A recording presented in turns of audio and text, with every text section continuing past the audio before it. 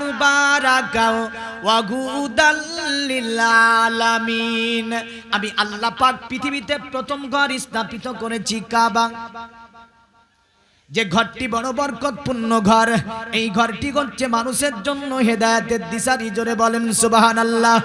এ পৃথিবীর মুমিন মুসলমান মানুষের অবস্থা কেমন ছিল যদি দেখতে যান, কাবা মুআজ্জামার পাশে বাৎসরিক দুটি করে মেলা দিত। এই মেলাতে কবিত্ব আপনার সাহিত্য আসর হতো, সাহিত্যদের আপনার কবিদের কম্পিটিশন হতো। আমাদের স্কুল কলেজ ইউনিভার্সিটির ছাত্রদের জিজ্ঞাসা করবেন, আজ থেকে প্রাচীন কালের যে কবিগুলো দেখতে পায়, যেমন করে ইমরাউল কাইস, আন্তরা বিন সাদ্দাদ, জুহাইর ইবনে আবি সালমা, হাসান বিন সাবিত আল আনসারী, যাকে সাবউল মুআল্লাকাত বলে ইতিহাসে খ্যাত করা হয়েছে, মানে 7 জন মুআল্লাকা কবি। জোরে বলেন সুবহানাল্লাহ। তবে ইতিহাসে এই কবিদের আপনার গোষ্ঠী মোটামুটি 10 থেকে 12 জন। কতজন? আমি কিন্তু জীবনীতে আপনি ভাবছেন যে মনীষ কোন লাইনে চলে গেল নাকি, না, আমি ভীতি একদম একটু এদিক ওদিক যাব না। কারণ গতকাল বেদ বলেছিল একজন, তাই বেদ পড়েছিলাম। বেদও পড়বো না একটাও। যেদিন বেদ পড়ার জন্য আনবেন সেদিন ইনশাআল্লাহ 2 ঘন্টায় বেদ পড়বো, কোনো অসুবিধা নাই।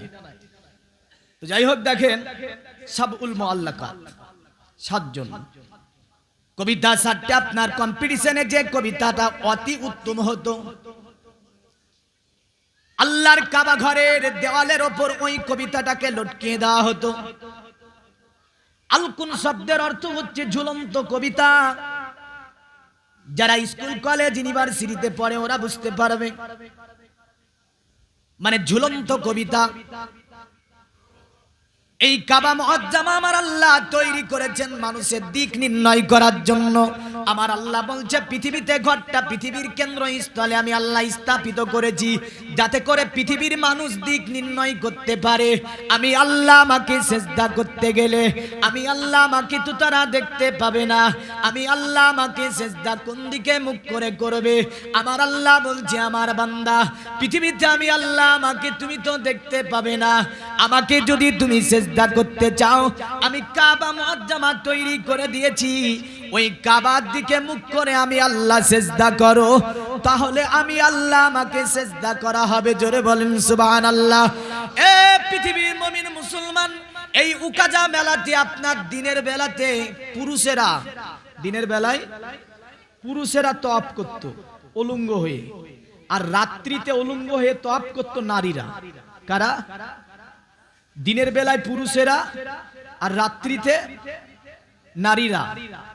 লামহাত বলে একটা কিতাব আছে, যারা বর্তমান এই যে এর আগে এসএসসিতে বসলো, এই লামহাত কিতাবের মধ্যে সুন্দরভাবে দেওয়া হয়েছে ঘটনাটাকে, যে দিনের বেলায় মানে জিলকাদ মাসে যে মেলাটা হতো, এতে দিনের বেলায় নারীরা, রাত্রিতে নারীরা, আর দিনের বেলায় পুরুষেরা। কুরাইশ বংশের একটা পুত্রবধূ, বুঝলেন, রাজার বংশ ছিল এটা। কোন বংশ? আমার জীবনী কিন্তু অন্যরকম হবে, কারণ আমি আপনাকে রাজা প্রমাণ করে দেব কিতাব থেকে। রাজকীয় বংশ ছিল এটা। রাজকীয় বংশের কোন বৌমা যদি আপনার যায়, তাহলে ওই জায়গাটা খালি হবে না? হবে না? সম্মান আছে। এই রাজার বংশের একটা পুত্রবধূ, বুঝলেন, কুরাইশ। কুরাইশ রাজার বংশ, কারণ এই রাজার বংশের পুত্রবধূ গিয়ে তওয়াফ করছে।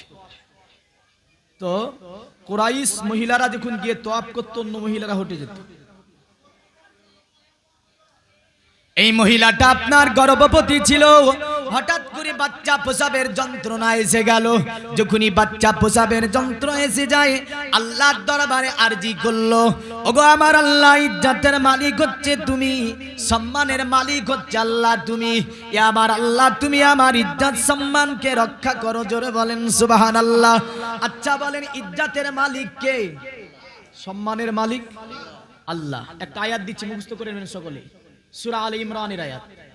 আল্লাহ পাক বলছে, কুলিল্লাহুম্মা মালিকাল মুলকি তুতিল মুলকা মান তাশাউ ওয়া তাজিউল মুলকা মিম্মান তাশাউ ওয়া তুইজ্জু মান তাশাউ ওয়া তুজিল্লু মান তাশাউ বিয়াদিকাল খাইর ইন্নাকা আলা কুল্লি শাইইন কাদির। প্রতিদিন এই আয়াত 10 বার করে পড়বেন। নাম্বার তো দেখতে হবে, তাহলে সূরা আলে ইমরান পড়বেন, পেয়ে যাবেন। সূরা আলে ইমরানের আয়াত, এটা শিওর। হ্যাঁ, সূরা আলে ইমরান। নাম্বারিং আমার তো ঠিক করা নাই, তবে সময় লাগবে। এখন শেষের দিকে আপনাকে বলে দিয়ে যাবো ইনশাআল্লাহ নাম্বারটাও। হ্যাঁ, শেষের দিকে বলে দিয়ে যাব। তো সূরা আলে ইমরানের আয়াত, এই আয়াতটা হচ্ছে ইসমে আজম। কি আমরা মধ্যে মধ্যে আমল দেবো, লেবন এগুলো। প্রতিদিন সকালবেলায় ফজর নামাজ পড়ে এই আয়াতটা 10 বার পড়বেন। কুলিল্লাহুম্মা মালিকাল মুলকি তুতিল মুলকি মান তাশাউ ওয়া তানজিউল মুলকা মিম্মান তাশাউ ওয়া তুইজ্জু মান তাশাউ ওয়া তুজিল্লু মান তাশাউ বিয়াদিকাল খাইর ইন্নাকা আলা কুল্লি শাইইন কাদির। ইসমে আজম কোন ব্যক্তি যদি তেলাওয়াত করে, এই ব্যক্তিকে আমার আল্লাহ কোন রকমের মালের অভাব ওই বাড়িতে দেবে না। জোরে বলেন। এই আয়াত যদি কোনো ব্যক্তি তেলাওয়াত করে, ওই বাড়িতে বাড়ির কোনো মানুষ অপমান হবে না। আয়াতের মানে কি? ওরা যারা বলে সমস্ত রাজত্বের মালিক আল্লাহ, আমার আল্লাহ যাকে ইচ্ছা করেন রাজত্ব দেন, আল্লাহ যাকে ইচ্ছা করেন তার কাছ থেকে রাজত্বকে ছিনিয়ে নেন। আমার আল্লাহ বলছে ওয়া তুইজ্জু মান তাশাউ, আমি আল্লাহ যাকে ইচ্ছা করি ইজ্জত দিই। ওয়া তুজিল্লু মান তাশাউ, আর আমি আল্লাহ যাকে অপমান করব বলি তাকে অপমানিত করিয়ে দিই। বিয়াদিকাল খাইর, সমস্ত কল্যাণ হচ্ছে আমার আল্লাহর তরফ থেকে। জোরে বলেন সুবহানাল্লাহ। ইন্নাকা আলা কুল্লি শাইইন কাদির, নিশ্চয় আমার আল্লাহ সমস্ত শক্তির উপরে তিনি কি রাখেন? ক্ষমতা রাখেন। এই জগতের মুমিন মুসলমান, আজকে যদি আমরা জিজ্ঞাসা করি, বলেন তো এক কাতার নামাজি, কয় কাতার নামাজি? এক কাতার নামাজি। জোহরে কাতার পূজে না, আসরে কাতার পূজে না, মাগরিবে এক কাতার নামাজি। জীবনী শুনে কি করবেন বলেন? খোদার কসম বলে যাচ্ছি, কোন ব্যক্তির লাইফে যদি নামাজ না পড়ে মারা যায়, পৃথিবীর কোন দোয়া ওকে জান্নাতে নিয়ে যেতে পারবে? কোন দোয়া পৃথিবীর ওকে জান্নাতে নিয়ে যেতে পারবে না। তাই বলবো নামাজ অবশ্যই পড়বেন। আজ ইমাম সাহেব একটা কথা বলেছে আমাকে, খুব আমার মনে আছে, বুঝলেন? কারণ মনে থাকারই কথা, যে মৌলভী সাহেব 3 দিন হয়ে গেল একটা নমাজি নতুন দেখতে পেলাম না। হ্যাঁ না, বলারই কথা যে 3 দিন হয়ে গেল মসজিদে, অথচ ওই পুরাতন গালায় আছে, বুঝলেন? তবে এক একটা আসছে, এক একটা আসছে না। যদি নমাজের কথা বলতে যায় তো অনেকে বলছে যে মৌলভী সাহেব জীবনীটা নিয়ে যান, নমাজের কথা ছাড়েন। যদি একটা বরকাতান হাদিস বলতে যায় তো বলে জীবনীটা নিয়ে যান, ও বরকাতান হাদিস ছাড়েন। যদি একটা আয়াতের কথা বলতে যায় বলে জীবনীটা নিয়ে যান, ও আয়াতের কথা ছাড়েন। নিবেনটা কি আমি জানি না, শিখবেনটা কি জীবনে আমি জানি না। এখানে যতটা লোক আছে, এটা আমার ইবাদত নয়, আমার কল্যাণের জন্য বলছি না। আল্লাহ আপনাকে সৃষ্টি করেছে, আল্লাহ রিজিক দিচ্ছে, শ্বাস কার্য পরিচালনা করছে আল্লাহ, আপনাকে বেঁচে রেখেছে। আল্লাহ বলছে বান্দা শোন, লাগান কিন্তু ঢিল দিয়ে রেখেছি, মনে রাখিস লাগান আছে আমার হাতি, টান দেব তো পৃথিবীর কোন শক্তি তোকে রাখতে পারবে না। এই একজন ব্যক্তি হাত তুলেন তো, আমি নামাজ পড়ি না, আগামী কাল থেকে আসবো মসজিদে। একজন বলেছি। নতুন যে ব্যক্তি আসেন না মসজিদে, একটু আদা করে বলেন তো, যেটা পারবেন আপনি, 5 ওয়াক্ত না আসতে পারেন, যেটা পারবেন। একজন নাই, নাই গো, বলেন এই গ্রামের যারা আছে। দেখেছেন, মনে হচ্ছে যে কি আমার জন্য কোনো সম্পদ চাইছে আপনার কাছে, মনে হলো না? মানে মনে হচ্ছে যে আপনার কাছে কোনো সম্পদ লিখে চাইছি আমি। এই কথাটা কিয়ামতের দিন ধরা থাকবে, এটা মনে রাখবেন আপনি। 4 দিন জীবনের মধ্যে এই কথাটা অবশ্যই কিয়ামতের দিন ধরা থাকবে। জিজ্ঞাসা আপনাকেও করবে, আমাকেও করবে, হাত কেন তুলিসনি, আর 3 দিন তুই কেন হাত তুলাসনি। খবর আছে কিন্তু, তাই ছাড় নিলাম আমি। আপনি ভেবেন না ছাড় নেওয়ার জন্য তো আমাকে একটা সার্টিফিকেট তৈরি করে রাখতে হবে। এটা আমার একটা সার্টিফিকেট, আপনি পাকড়াও হয়ে যাবেন। একজন বান্দা নাই, আপনাকে 5 ওয়াক্তের দায়িত্ব চাপাচ্ছি না, 1 ওয়াক্ত পারলে আসতে হবে আপনাকে। এমন একজন নতুন ব্যক্তি নাই? হাত তুলে বলেন না গো, যে ইনশাআল্লাহ আমি যতটা পারবো পড়বো। একজন হাত তুলে বলেন তো দেখি, বলেন। সবগুলোই নামাজি নাকি গো? হ্যাঁ, দেখেছেন? আচ্ছা, জুম্মা পড়ে না এমন ব্যক্তি এখানে আছে না নাই? রাসূলুল্লাহ বলেছে যারা জুম্মার নামাজ পড়ে না তাদের নাম মুনাফিকের খাতাতে আছে। কাদের খাতাতে আছে? মুনাফিকের খাতায় আছে। যারা জুম্মা পড়েন না এমন একজন মুসল্লি হাত তুলে বলেন তো আগামী জুম্মার নামাজগুলো সব পড়বো। সবাই পড়েন? জুম্মার নামাজে সকলে আসেন নাকি? তো যাক, সবগুলোই নামাজিয়ে দেখেন, আর সবগুলোই কিন্তু জুম্মা নামাজ। আপনি যদি আগামী কাল থেকে দেখতে না পান, আপনি যাবেন বাড়িতে। বুঝা গেল? কারণটা হচ্ছে নামাজ অবশ্যই পড়তে হবে, না হবে না? তাহলে বলছি যে মৌলভী সাহেব জীবনী বলেন নামাজ পড়বো না, এটাই বোঝা গেল। তো যাক, জীবনী চালাচ্ছি আমি, এটা একটা প্রুফ করে নিলাম যে কিয়ামতের দিন আমি পাকড়াও হয়ে না যাই। তো যাই হোক, এবার আসি জীবনী কতটা বুঝবেন বোঝা হয়ে গেছে আমার। যা তপ করছে, আল্লাহকে বললো গো আল্লাহ, পৃথিবীতে সম্মানের মালিক হচ্ছে তুমি, ইজ্জতের মালিক হচ্ছে তুমি গো আল্লাহ। আমি এসেছি তোমার কাবা মুআজ্জামাকে তওয়াফ করতে। আমি ফাতেমা বিনতে আসাদ, আমার গর্ভে যে বাচ্চা আছে এই বাচ্চা প্রসবের যন্ত্রণা আমার এসে গিয়েছে। ওগো আমার আল্লাহ, কাবাতেও কাজও মেলা চলছে, চতুর্দিকে মানুষের ভিড় ভাট্টাগুলো রয়েছে, আর আমি হচ্ছি কুরাইশি বংশের আমি বউ। যদি এখানে অপমান হয়ে যায় আল্লাহ, বংশের মর্যাদা কমে যাবে, আর মানুষের ঠাট্টা করবে, বংশকে নিয়ে হাসাহাসি করবে। তাই বলছো গো আমার আল্লাহ, তুমি হচ্ছে ইজ্জতের মালিক, তুমি হচ্ছে সম্মানের মালিক। আমার আল্লাহ, তুমি আমার সম্মানকে হেফাজত করে নাও। আমার আল্লাহ কাবাকে ডাক দিয়ে বলে, আমার কাবা, আমি আল্লাহ যখন আমাকে বান্দা ডাক দেয়, বান্দা যখন আমাকে একবার ডাকে, আমি আল্লাহ তাকে 10 বার ডাক দিই। জোরে বলেন সুবহানাল্লাহ।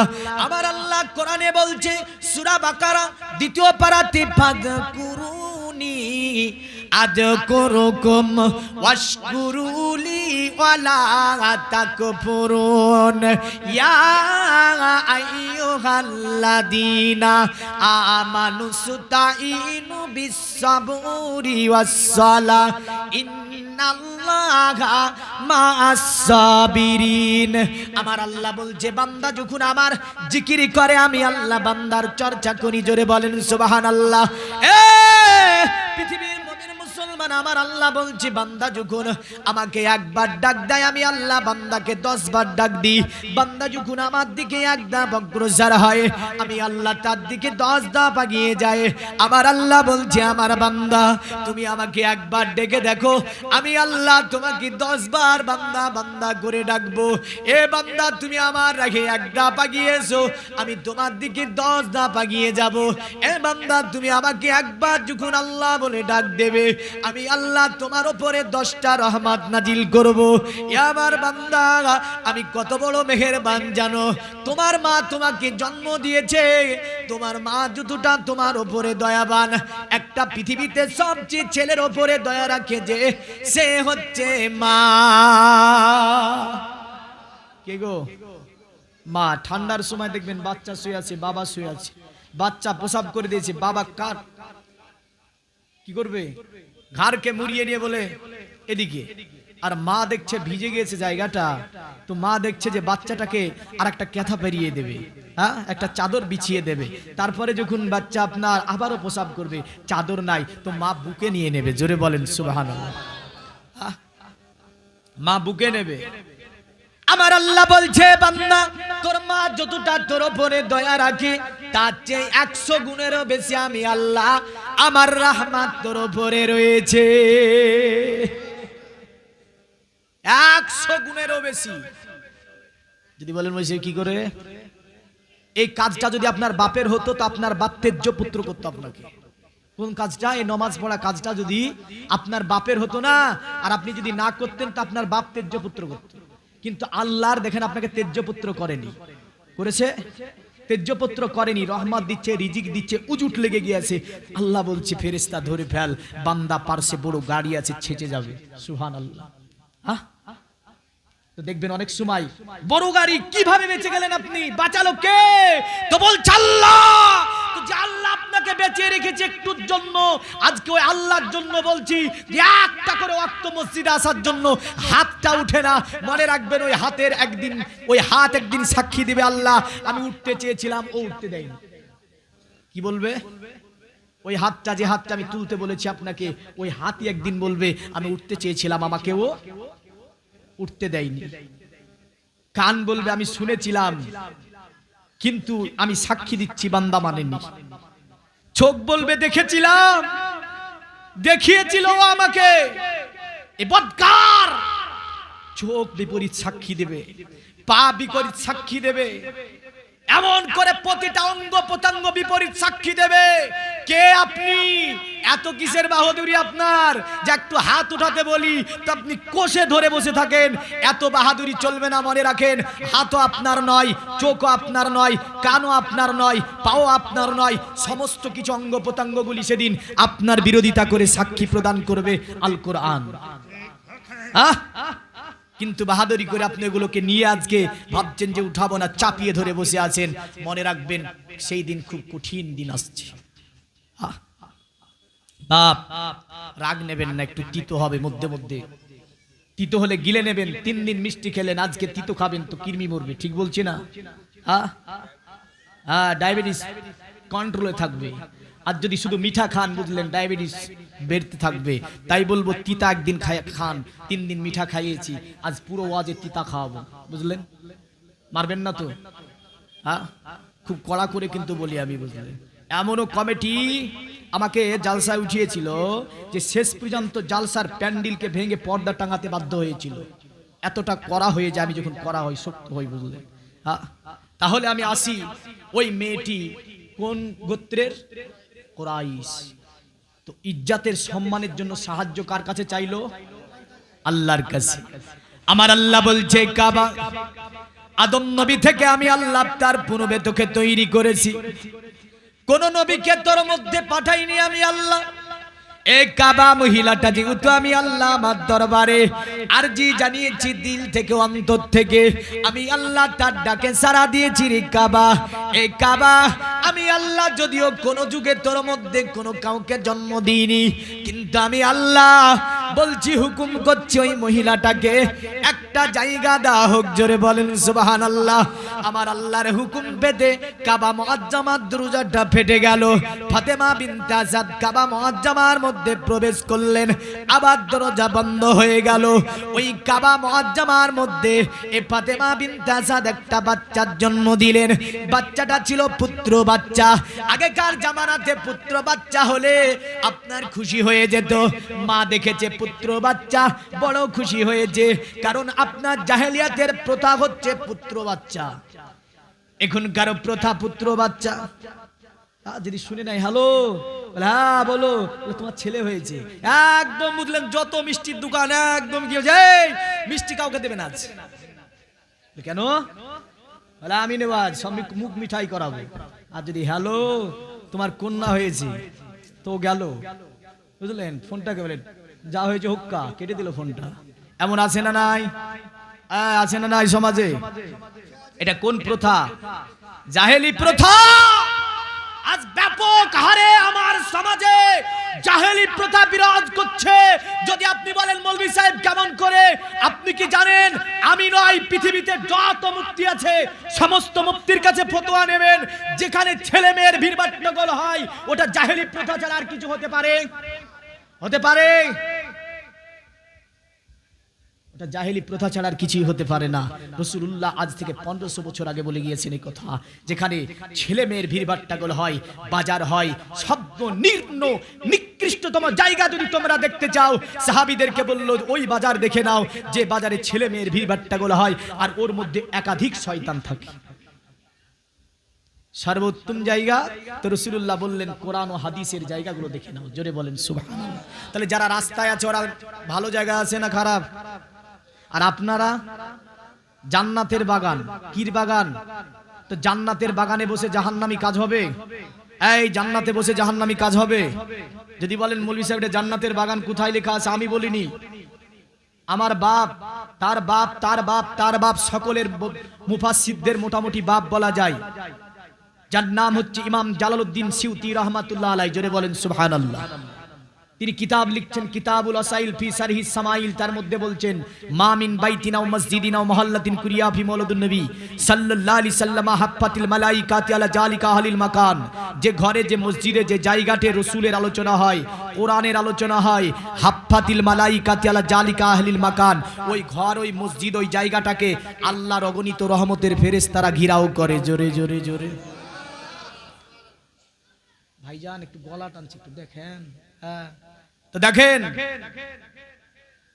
তাহলে এখানে বসে জাহান্নামী কাজ করবেন? করবেন না তো? এই মায়েরা, অনেকে নামাজ পড়ে না, এখানে আসে না নাই? তোমাদেরকে হাত তুলতে বলবো না, মনে মনে বলে নাও ইনশাআল্লাহ আমি কাল থেকে এক ওয়াক্ত হলো পড়বো। এক ওয়াক্ত হলো 24 ঘন্টায় একবার আল্লাহর সম্মুখে মাথা নত করতেই হবে আপনাকে, তবে একটা জবাব দিতে পারবেন। আল্লাহ তো 5 বারই বলেছে, অবশ্যই 5 বারই করতে হবে, কিন্তু আপনি প্রতিদিন একবার করে দেখেন না। হ্যাঁ, তবু তো একটা গিয়ে বলতে পারবেন আল্লাহ 24 ঘন্টা একবার তোমার সম্মুখে মাথা নত করেছিলাম। হ্যাঁ, কিন্তু আপনি মানুষ কিসের, যে মানুষটার এখনো সেজদা হয় না আল্লাহকে, আপনি মানুষ কোথায়? আরে ও তো চতুষ্পাদ জন্তুর নিকৃষ্ট। কোরআন বলছে যে মানুষটা আমার আল্লাহকে সেজদা করতে শিখেনি এখনো, ওইটা মানুষ কোথায়? কোরআন বলছে চতুষ্পাদ জন্তুর চেয়ে নিকৃষ্ট। High high high. এর জন্য আপনাকে একটু আমি বলেছিলাম, আপনি কিন্তু ওতে সাড়া দেননি। জেনে রাখবেন খুব কঠিন আছে সামনের দিন। আমি বলেছি তিতা হবে, একটু গিলার চেষ্টা করবেন, কারণ আমার কথা নয়, আমি যা বলবো কিতাবের কথা বলবো। আমার বাপের ঘর থেকে কোনো কথা বলার অধিকার আমার নাই।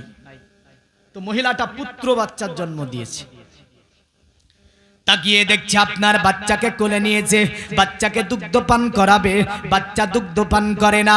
বাচ্চাকে আপনার তাকিয়ে দেখতে যায়, বাচ্চার চোখ যেন বন্ধ, জবান আপনার বন্ধ, চক্ষু অন্ধ। আপনার ফাতেমা বিনতে আসাদ বড় আপনার টেনশনে পড়ে গেলেন, বড় অসুবিধার মধ্যে পড়ে গেলেন। আল্লাহকে বলছো গো আমার আল্লাহ, পৃথিবীর জমিনে কাবা মুআজ্জামা তওয়াফ করতে এসেছিলাম, আর এই কাবা মুআজ্জামা তওয়াফ করতে আসার পরে আল্লাহ তুমি আমাকে একটা সম্মান আমার তুমি রক্ষা করলে। কাবা মুআজ্জামার মধ্যে আমি একটা বাচ্চার জন্ম দিলাম, পুত্র বাচ্চার জন্ম দিলাম, কিন্তু গো আমার আল্লাহ বাচ্চা যে অন্ধ, জবান বন্ধ। ও গো আমার আল্লাহ তুমি আমাকে এমন বাচ্চা কেন দিলে? কিন্তু বাচ্চা জবান খুলে না, বুঝলেন?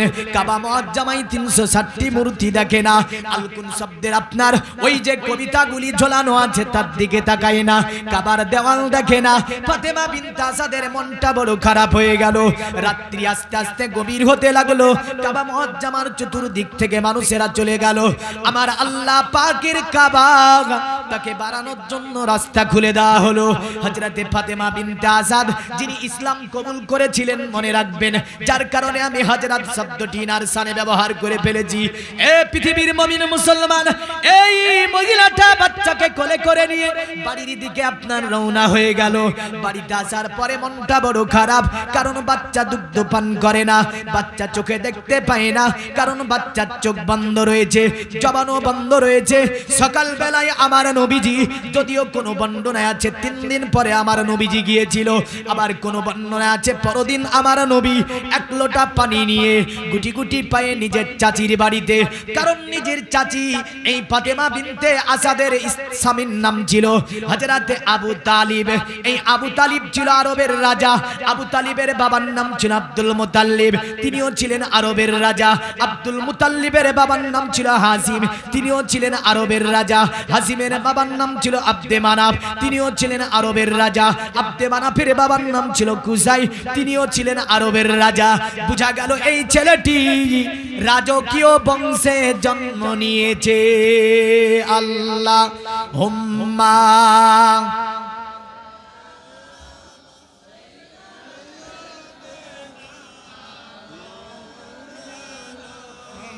ওয়ালা আলি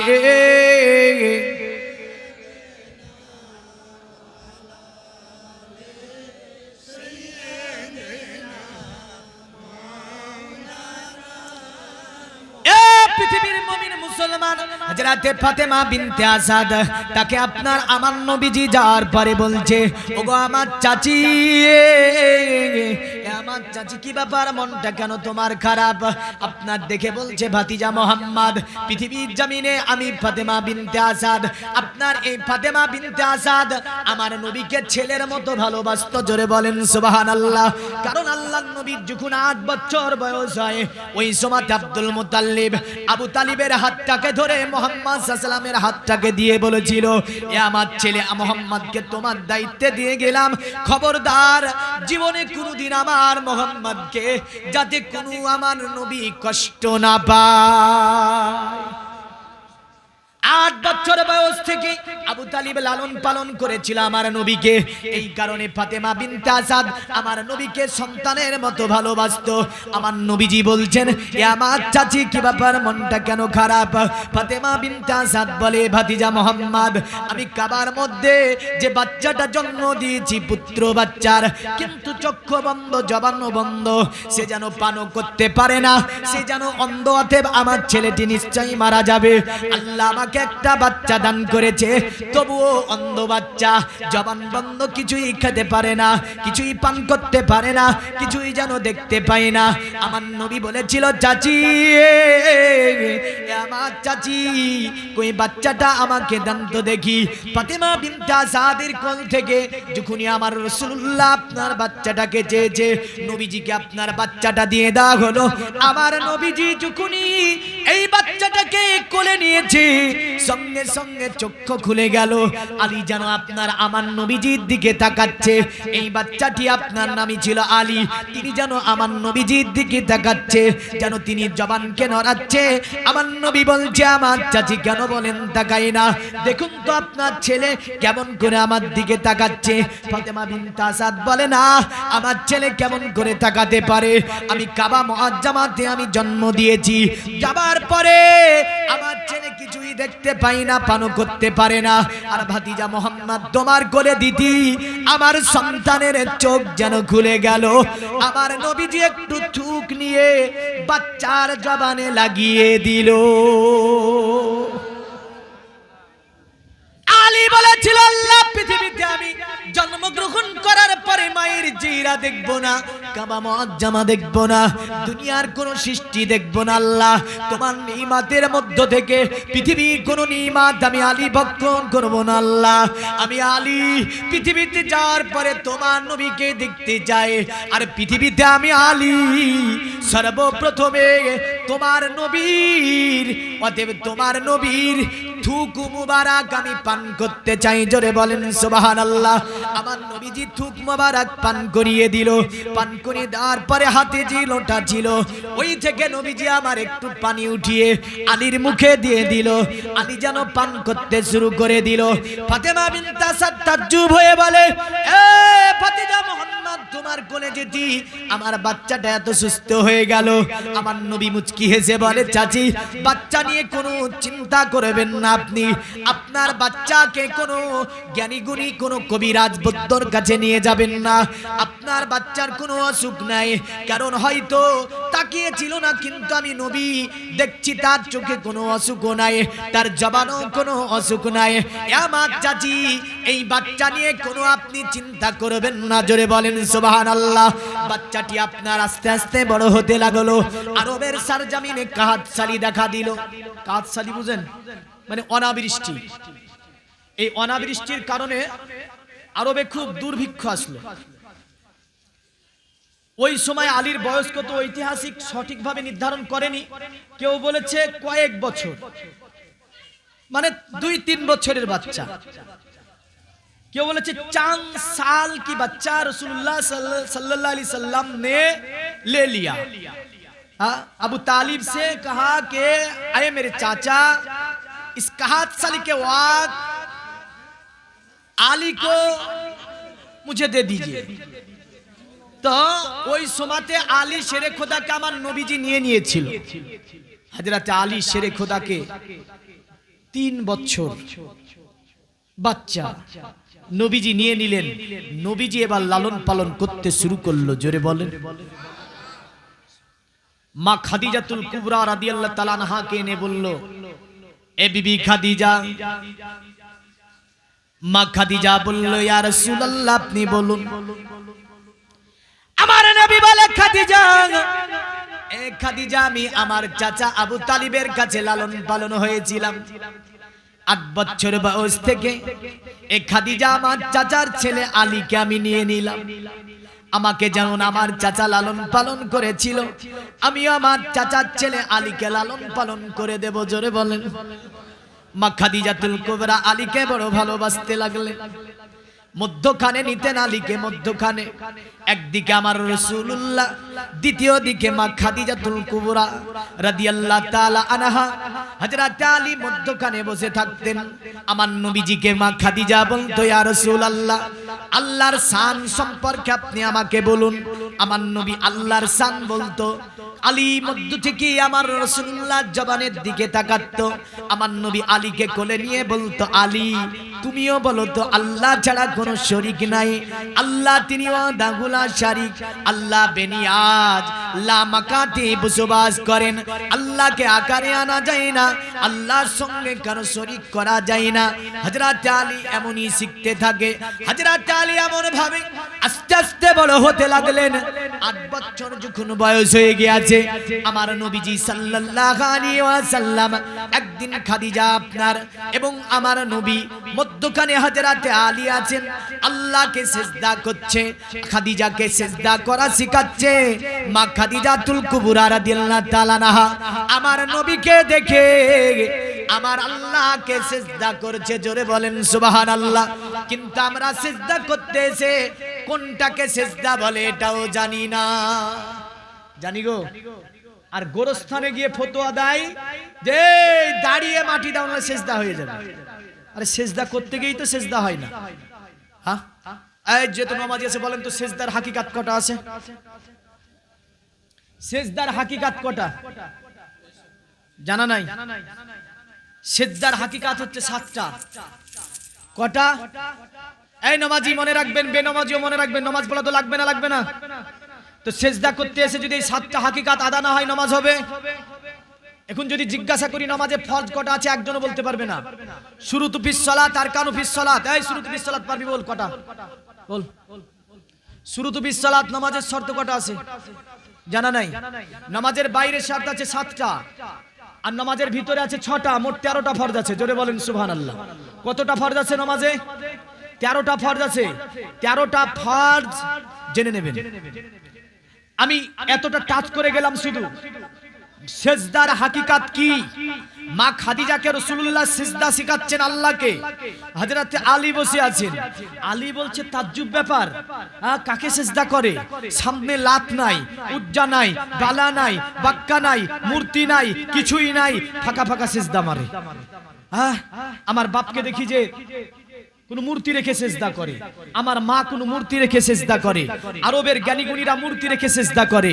আরে আল্লাহর নবী মুহাম্মদ ও খাদিজা কাকে সিজদা করে? প্রশ্ন আসছে। 8 বছরে বালক বললে হবে?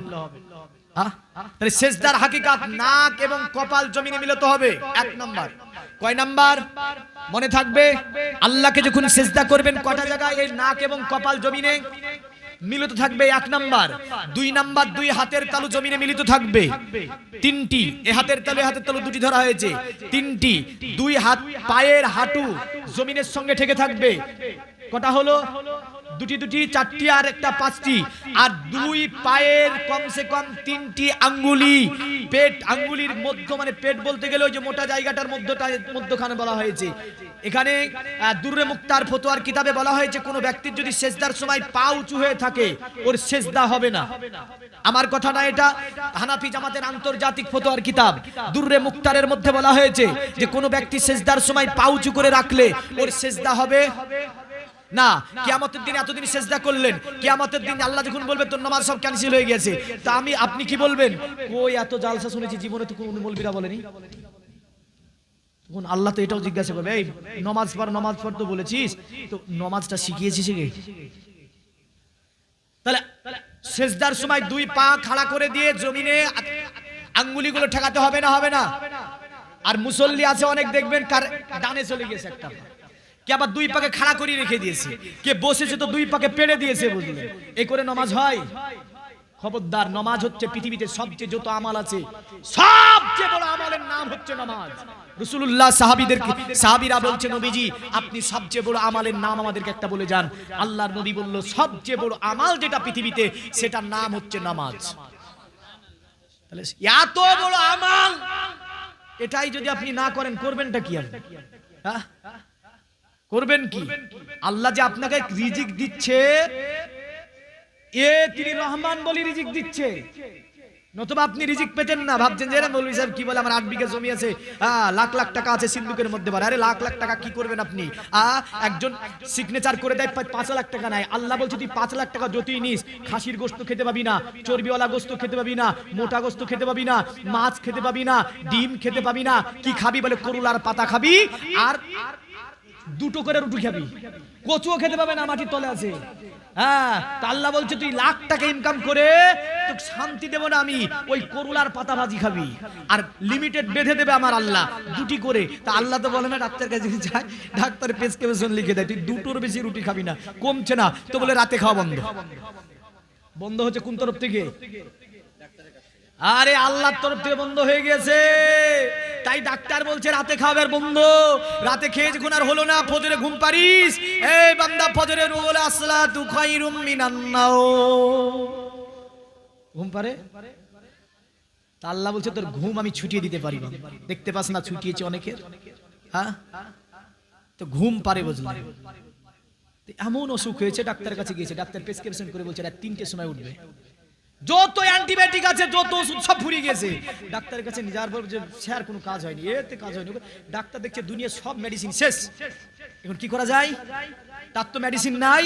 তো ডাক্তার তখন বলে দেয় রাত 3টায় উঠবি, 3 কিলোমিটার দৌড়াবি। কি বলে? রাত 3টায় উঠে 3 কিলোমিটার দৌড়াতে হবে। আল্লাহ বলছে তোর ঘুম পারা বন্ধ করে দিতে পারি আমি। বান্দা, তুই দেখতে পাস না নমাজে আসে না, ডাক্তার যখন প্রেসক্রিপশনে লিখে ওষুধ লিখে বলে দিয়েছে রাত 3টায় উঠবি, তো আপনার অ্যালার্ম দিয়ে হচ্ছে, বুঝলেন? যতই কষ্ট হোক, চোখ মুছতে মুছতে উঠে দেখবেন একদম ফজরে আজান পড়ে। আর কিছু মানুষ দৌড়ায় না, ও লজ্জা করা দরকার। ওই বান্দা যদি সেই বয়স থেকে ফজরের সময়তে উঠে নামাজ পড়তো, খোদার কসম এই কাজটাকে করতে হতো না, এই কাজটাকে করতে হতো না। ঠিক বলছি না ভুল বলছি গো? আতিত লাগছে, গিলে নেবেন। এই মামুন, ফজরে উঠবেন তো? বিজ্ঞান বলছে পুরা দিনের মধ্যে এই যে অক্সিজেন নিচ্ছি আমরা, একদম সুবহে সাদিকে 10% অক্সিজেন এর পার্সেন্টেজ বেড়ে যায়। ওই সময় যখন ওই অক্সিজেন আমরা গ্রহণ করি, আমাদের আভ্যন্তরীণ যে কলকবজাগুলি আছে ওগুলোকে তরুতাজা করে, শক্তিশালী করে। জোরে বলেন সুবহানাল্লাহ। সেরা উপসেরা শক্তিশালী হয়। আরে মুসলমান, নামাজের জন্য বললে বলে যা বলছিস বল, নামাজ ছাড়া তোর মৌলবীরা ওয়াজ জানে না। নামাজ ছাড়া ওয়াজ জানে না? আরে নবীজি তো বলছে নামাজ ছাড়া পৃথিবীতে আর কোনো ইবাদতই নাই। সবচেয়ে বড় ইবাদতের নাম হচ্ছে নামাজ, তারপরে এর নিচে ছোট ইবাদত। আসি তো ফজরের টাইমে উঠে যাবেন, ডাক্তার কোনোদিন বলবে না উঠতে। আর যাদেরকে ব্যায়াম করতে বলেছে, খোদার কসম বললাম, একজন বালক যদি নাবালক থেকে বালিক যেদিন হবে সেই দিন থেকে নামাজ ধরে জীবনে ব্যায়াম করা লাগবে না। জোরে বলেন সুবহানাল্লাহ। আমি নয়, আমেরিকার বড় বড় বিজ্ঞানীরা গবেষণা করে বলেছেন মুহাম্মদ সাল্লাল্লাহু আলাইহি ওয়াসাল্লাম এমন একটা ইবাদত মুসলমানদেরকে দিয়ে গিয়েছে, এই মুসলমানরা যেদিন বালিক হয়ে যাবে সেই দিন থেকে যদি এই নামাজকে কন্টিনিউ করে রাখে, পৃথিবীর কোনো ব্যায়ামের কাছে টিকে না। জোরে বলেন সুবহানাল্লাহ। শারীরিক উপকারিতা পাবেন, আভ্যন্তরীণ গুণাবলী ভালো থাকে, উপকারিতা পাবেন, সমাজে আপনি সম্মানীয় হবেন, এমন করে পরিবারে আপনার বরকত আসবে, আল্লাহর প্রিয় হবেন, নবীজির প্রিয় হবেন, সাহাবীদের প্রিয় হবেন, এমন করে আপনি পরের জগতে মৃত্যুর সময় কষ্ট হবে না, আপনাকে আল্লাহ জান্নাত দেবে। জোরে বলেন সুবহানাল্লাহ। এবার বলুন তো ইনশাআল্লাহ যারা নামাজ পড়েন না, নামাজ পড়বো? দেখেছেন, তবু বলতে ভয় পাচ্ছে, ভয় করছে এই কারণে যে বলে যদি না পারি পড়তে। আরে বান্দা, তোকে পড়তেই হবে নামাজ, তুই ভেবে নিস না, তোকে পড়তেই হবে নামাজ। এটাই হচ্ছে ইবাদত। কোরআনে যত তাগিদ করা হয়েছে সবচেয়ে বেশি নামাজ এবং যাকাতের আল্লাহ বারবার বলছে আকিমুস সালাহ ওয়া আতুজ যাকাত, আকিমুস সালাহ ওয়া আতুজ যাকাত, আকিমুস সালাহ ওয়া আতুজ যাকাত এতবার বলেছে যে অন্য কোন কথা আমার আল্লাহ এতবার রিপিট দেন নি। কোরআন বারবার রিপিট দিয়েছে। আজকের ওয়াজে আমিও আপনাকে বারবার একই কথা রিপিট দেব, আপনি কখনোই বিরক্ত হবেন না, যেহেতু আমার আল্লাহ বারবার রিপিট দিয়েছে।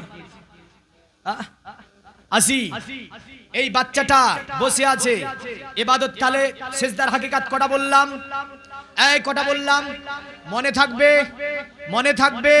সিজদা আল্লাহকে যখন দিতে আসবেন তখন একদম এই 7টা অঙ্গ জমিনের সঙ্গে মিলিয়ে দিয়ে পড়বেন সুবহানা, এই পড়েন সুবহানা রাব্বিয়াল আলা। সকলে এক সুরে পড়বেন, তাদের মুখস্থ না তাদের মুখস্থ হয়ে যায়। এই মা বোন আপনারাও পড়বেন সুবহানা রাব্বিয়াল আলা, সুবহানা রাব্বিয়াল আলা 3 বার পড়ে দেবেন। যখন বান্দা সিজদায় পড়ে এমন করে আমার আল্লাহ তাসবিহ পড়ে, আমার আল্লাহ ফেরেশতাকে বলে, আমার ফেরেশতা দেখো তুমি যে আদমকে তৈরি করতে আমাকে বলেছিল আল্লাহ এমন জাতি তৈরি করবেন, এবং এই ফেরেশতা দেখো কেমন করে বান্দা আমার সম্মুখে মাথাকে ঝুঁকিয়ে দিয়ে আমার প্রশংসা করে আর বলে সুবহানা রাব্বিয়াল আলা, সুবহানা রাব্বিয়াল আলা। এই ফেরেশতা সাক্ষী থাকো আমি আল্লাহ এই বান্দার জন্যই জান্নাতুল ফিরদাউস তৈরি করেছি। জোরে বলেন সুবহানাল্লাহ। এ জগতের মুমিন মুসলমান, একটু আপনার মধ্যকার যে শয়তানটা আছে, নফসে আম্মারা আছে, এই নফসে আম্মারাকে আপনি কি করেন, নফসে আম্মারাকে আপনি কি করেন, শক্তিশালী করেন। নফসে লাওয়ামা যেটা, এই নফসে লাওয়ামাকে শক্তিশালী করেন, নফসে আম্মারাকে কমজোর করে দেন। কারণ যদি নফসে লাওয়ামা আপনার কি হয়ে যায়, নফসে লাওয়ামা যদি জোরালো হয়ে যায় অসুবিধা আছে না? হ্যাঁ, তাহলে আত্মাকে কন্ট্রোল করতে শিখেন। দেখছে সেজদা হয়ে গেল, আলী বসে আছে 3 বছর 8 বছরের বালক, সঙ্গে সঙ্গে নবীজিকে বলছে ইয়া রাসূলুল্লাহ আপনি কাকে সিজদা করছিলেন? নবীজি তাকিয়ে বলছে তাজ্জুব, বাচ্চাটা বলে কাকে সিজদা করছিলেন? আলীকে নবীজি ধরে বলে আলী আমি আগে আমার আল্লাহ এই জন্যই পাঠিয়েছে, এ আলী আমি আমার আল্লাহকে সিজদা করছিলাম। আলী বলে আপনার আল্লাহকে? আরবের আল্লাহ যারা, আপনার আল্লাহ কি তিনি নয়? বলে না গো আলী না, আমার আল্লাহ তিনি যিনি চন্দ্র সূর্য তৈরি করেছেন, আসমান জমিন তৈরি করেছেন। আলী বলে ইয়া রাসূলুল্লাহ ইয়া হাবিবাল্লাহ, ও গো নবী ওই আল্লাহকে কি দেখা যায় না? আমার নবী বলল না গো আলী, ওই আল্লাহকে দেখা যায় না, ওই আল্লাহকে অনুভব করা যায়, ওই আল্লাহকে দেখা যায় না। হযরত আলী বলছে ইয়া রাসূলুল্লাহ তাহলে কি ওই আল্লাহর আল্লাহকে যে আপনি সিজদা করছিলেন ওই আল্লাহকে আমাদের দেখতে পাই না? নবী বললে কেন? আমার আল্লাহ সকল পৃথিবী কি কে আমার আল্লাহ সমান ভাবে দেখতে পাই? জোরে বলেন সুবহানাল্লাহ। আমার নবী বলল আলী, ওগো আলী আমি তোমাকে ওই আল্লাহ দাওয়াত দিচ্ছি লা ইলাহা ইল্লাল্লাহ মুহাম্মাদুর রাসূলুল্লাহ সাল্লাল্লাহু আলাইহি ওয়াসাল্লাম। হযরত আলী 8 বছরের বালক বলছে ইয়া রাসূলুল্লাহ আপনি আল্লাহ দাওয়াত আমাকে দিলেন, আমার পিতা আবু তালিবকে আমি বলবো, আমার পিতা আবু তালিবের সঙ্গে আলোচনা করব। কুরবান হয়ে জানে পৃথিবীর যুবকেরা, এ পৃথিবীর যুবকের যুবতীরা। আলী বলছে আমার পিতাকে আমি বলবো, এটা যদি আমার পিতা অনুমতি দেয় নিশ্চয় আমি কলেমা পড়ে ইসলাম ধর্ম গ্রহণ করব। এখানে যদি বাবাকে না বলে কোনো যায় আছে? আর এখনকার সমাজের যুবক কেমন বলবো? এই যে রাস্তার ধার দিয়ে যাই বুঝলেন, রাত 12টা, কেউ নাই, চুপচি মেরে এক জায়গায় বসে আছে একটা গাছতলায় বা জঙ্গলের মধ্যে বা বাসে আপনার সাকুতে বসে আছে একা, বুঝলেন? দূর থেকে দেখে ভূত মনে হয়, কোনো জিন টিন পড়লো নাকি সামনে, যেতিয়া বলে গে মার মার মার বলে না, কি ব্যাপার রে? আর নাই কেউ আবার বলছে মার মার মার, কারণটা কি? মানে পাবজি খেলছে, কি খেলছে? ফ্রি ফায়ার খেলছে। এই যুবকটা যখন ফ্রি ফায়ার করবে, বাপ যদি ওকে ডাক দেয়, ওই বাপকে বলবে যে শোনার সময় নাই, এই ছেলেটা সারা জীবন যদি নামাজ পড়ে আর বাপের সঙ্গে এমন চরিত্র করে তবে নামাজগুলো সব বাদ হয়ে যাবে। রাসূলুল্লাহ বুখারীতে বলছে যে তোমরা কি আল্লাহকে খুশি করতে চাও? এই যুবক মাথায় নিয়ে যাবে, বলছে আল্লাহকে খুশি করতে চাও? সাহাবীরা বলল হ্যাঁ। আমার নবী বলে আমার সাহাবীরা যদি তোমরা আল্লাহকে খুশি করতে চাও সকলে নিজের বাবাকে খুশি করে দেবে, আমার আল্লাহ খুশি হয়ে যাবে। জোরে বলেন। কিন্তু এখন যদি বিয়ে হয়ে যায় তাহলে বাপ আর মা নাই, এমন পরিবার আছে না? না নাই, অনেক পরিবার আছে। বলেন তো এই ছেলেটা, যে ছেলেটা বিয়ে হয়ে গিয়েছে যাওয়ার পরে বাপ মার খোঁজ নেয় না, বাপ মাকে দেখে না, এই ছেলেটা কি জান্নাতে যাবে? এই যাবে? আরে জাহেলি যুগের প্রথা, আলীর চরিত্র দেখো, যে আলী কলেমা পড়েনি তখনও বলছে আব্বাকে একটু জিজ্ঞাসা করব যে আপনি যেটা পড়তে বলছেন এটা পড়বো কিনা। সুবহানাল্লাহ, এ হচ্ছে আলী। আমার নবীজি বলল ঠিক আছে, তবে আলী গো শোনো, এটা তুমি অন্য কারো সম্মুখে বলো না, কারণ মক্কাতে তখন ইসলামের আর কেউ নাই। হযরত আলী বলল ইয়া রাসূলুল্লাহ বলবো না, তবে আমার পিতার সঙ্গে আলোচনা করব। পিতাকে যাবার পরে ডাক দিল আব্বু, আব্বু একটা কথা বলবো। আব্দু তালিব বলল আলী বলো কি বলবে? বলে আমি তো নবীজি মুহাম্মাদের কাছে থাকি, ওই নবী যেন রাত্রিতে কাউকে সিজদা করে। আবু তালিব নবীকে এত ভালোবাসতো যা পৃথিবীর আপনি কোন কাজ করে এত ভালোবাসা নবীকে বাঁচতে পারবেন না। আবু তালিব নবীর জন্য যা করেছে আপনি জীবন দিয়েও আপনি নবীর জন্য তা করতে পারবেন না। আবু তালিব নবীর জন্য যে কষ্ট করেছে আপনি যদি জান কুরবান করে দেন তবুও আবু তালিবের মতো আপনি ওই ঋণ আপনি পরিশোধ করতে পারবেন না। কিন্তু আবু তালিব কলেমা না পড়ার কারণে আমার নবীজি বলেছিল এ আমার চাচা আপনি যদি একবার কলেমা পড়ে নিতেন আমি রাসূলুল্লাহ বাকিটা আমি কিয়ামতের দিন দেখে নিতাম। কত কিছু করেছিল দেখেন, কিন্তু কলেমাটা পড়েনি। নবীকে ভালোবাসতো খুবই। তো বলছি কি বলে মুহাম্মদ বলেছে লা ইলাহা ইল্লাল্লাহ, আল্লাহ ছাড়া কোনো মাবুদ নাই, আর মুহাম্মদ নাকি আল্লাহর রাসূল। বলছে আলী তোমার কি মনে হয়? 8 বছরের বালকের ব্রেন দেখেন, তোমার কি মনে হয়? বলে আমার তো মনে হয় মুহাম্মদ যেটা করছে ওটাই সত্য। জোরে বল, মুহাম্মদ যেটা করছে ওটাই সত্য। বললে আলী তোমার যেটা ভালো মনে করো তুমি করতে পারো। হযরত আলী ওখান থেকে নবীর দরবারে সকাল বেলায় যাবার পরে আমার নবীকে বলছে ইয়া রাসূলুল্লাহ ইয়া হাবিবাল্লাহ, নবী গো আপনি আমাকে কলেমা লা ইলাহা ইল্লাল্লাহ মুহাম্মাদুর রাসূলুল্লাহ সাল্লাল্লাহু আলাইহি ওয়াসাল্লাম পড়ে আপনি আমাকে ইসলামে দীক্ষিত করিয়ে নিন। আমার নবীজি আলীকে কোলে তুলে নিলেন, বুকে জড়িয়ে ধরলেন। আমার নবী আলীকে কলেমা পড়ে ইসলাম ধর্ম গ্রহণ করিয়ে দিল। জোরে বলেন সুবহানাল্লাহ। এ আলী সেরি খুদা আমার নবীজির কাছে কলেমা পড়ে নিয়েছে। এখন নবী আমার পুরো ইসলাম শিখাতে থাকে। মনে রাখবেন পৃথিবীর জমিনে মাস্টার যদি ভালো হয় ছাত্র ভালো হবে, ঠিক না ভুল?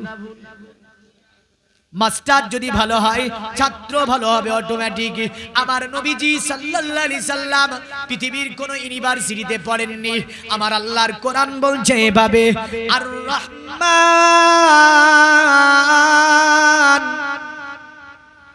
আল্লামাল কুরআন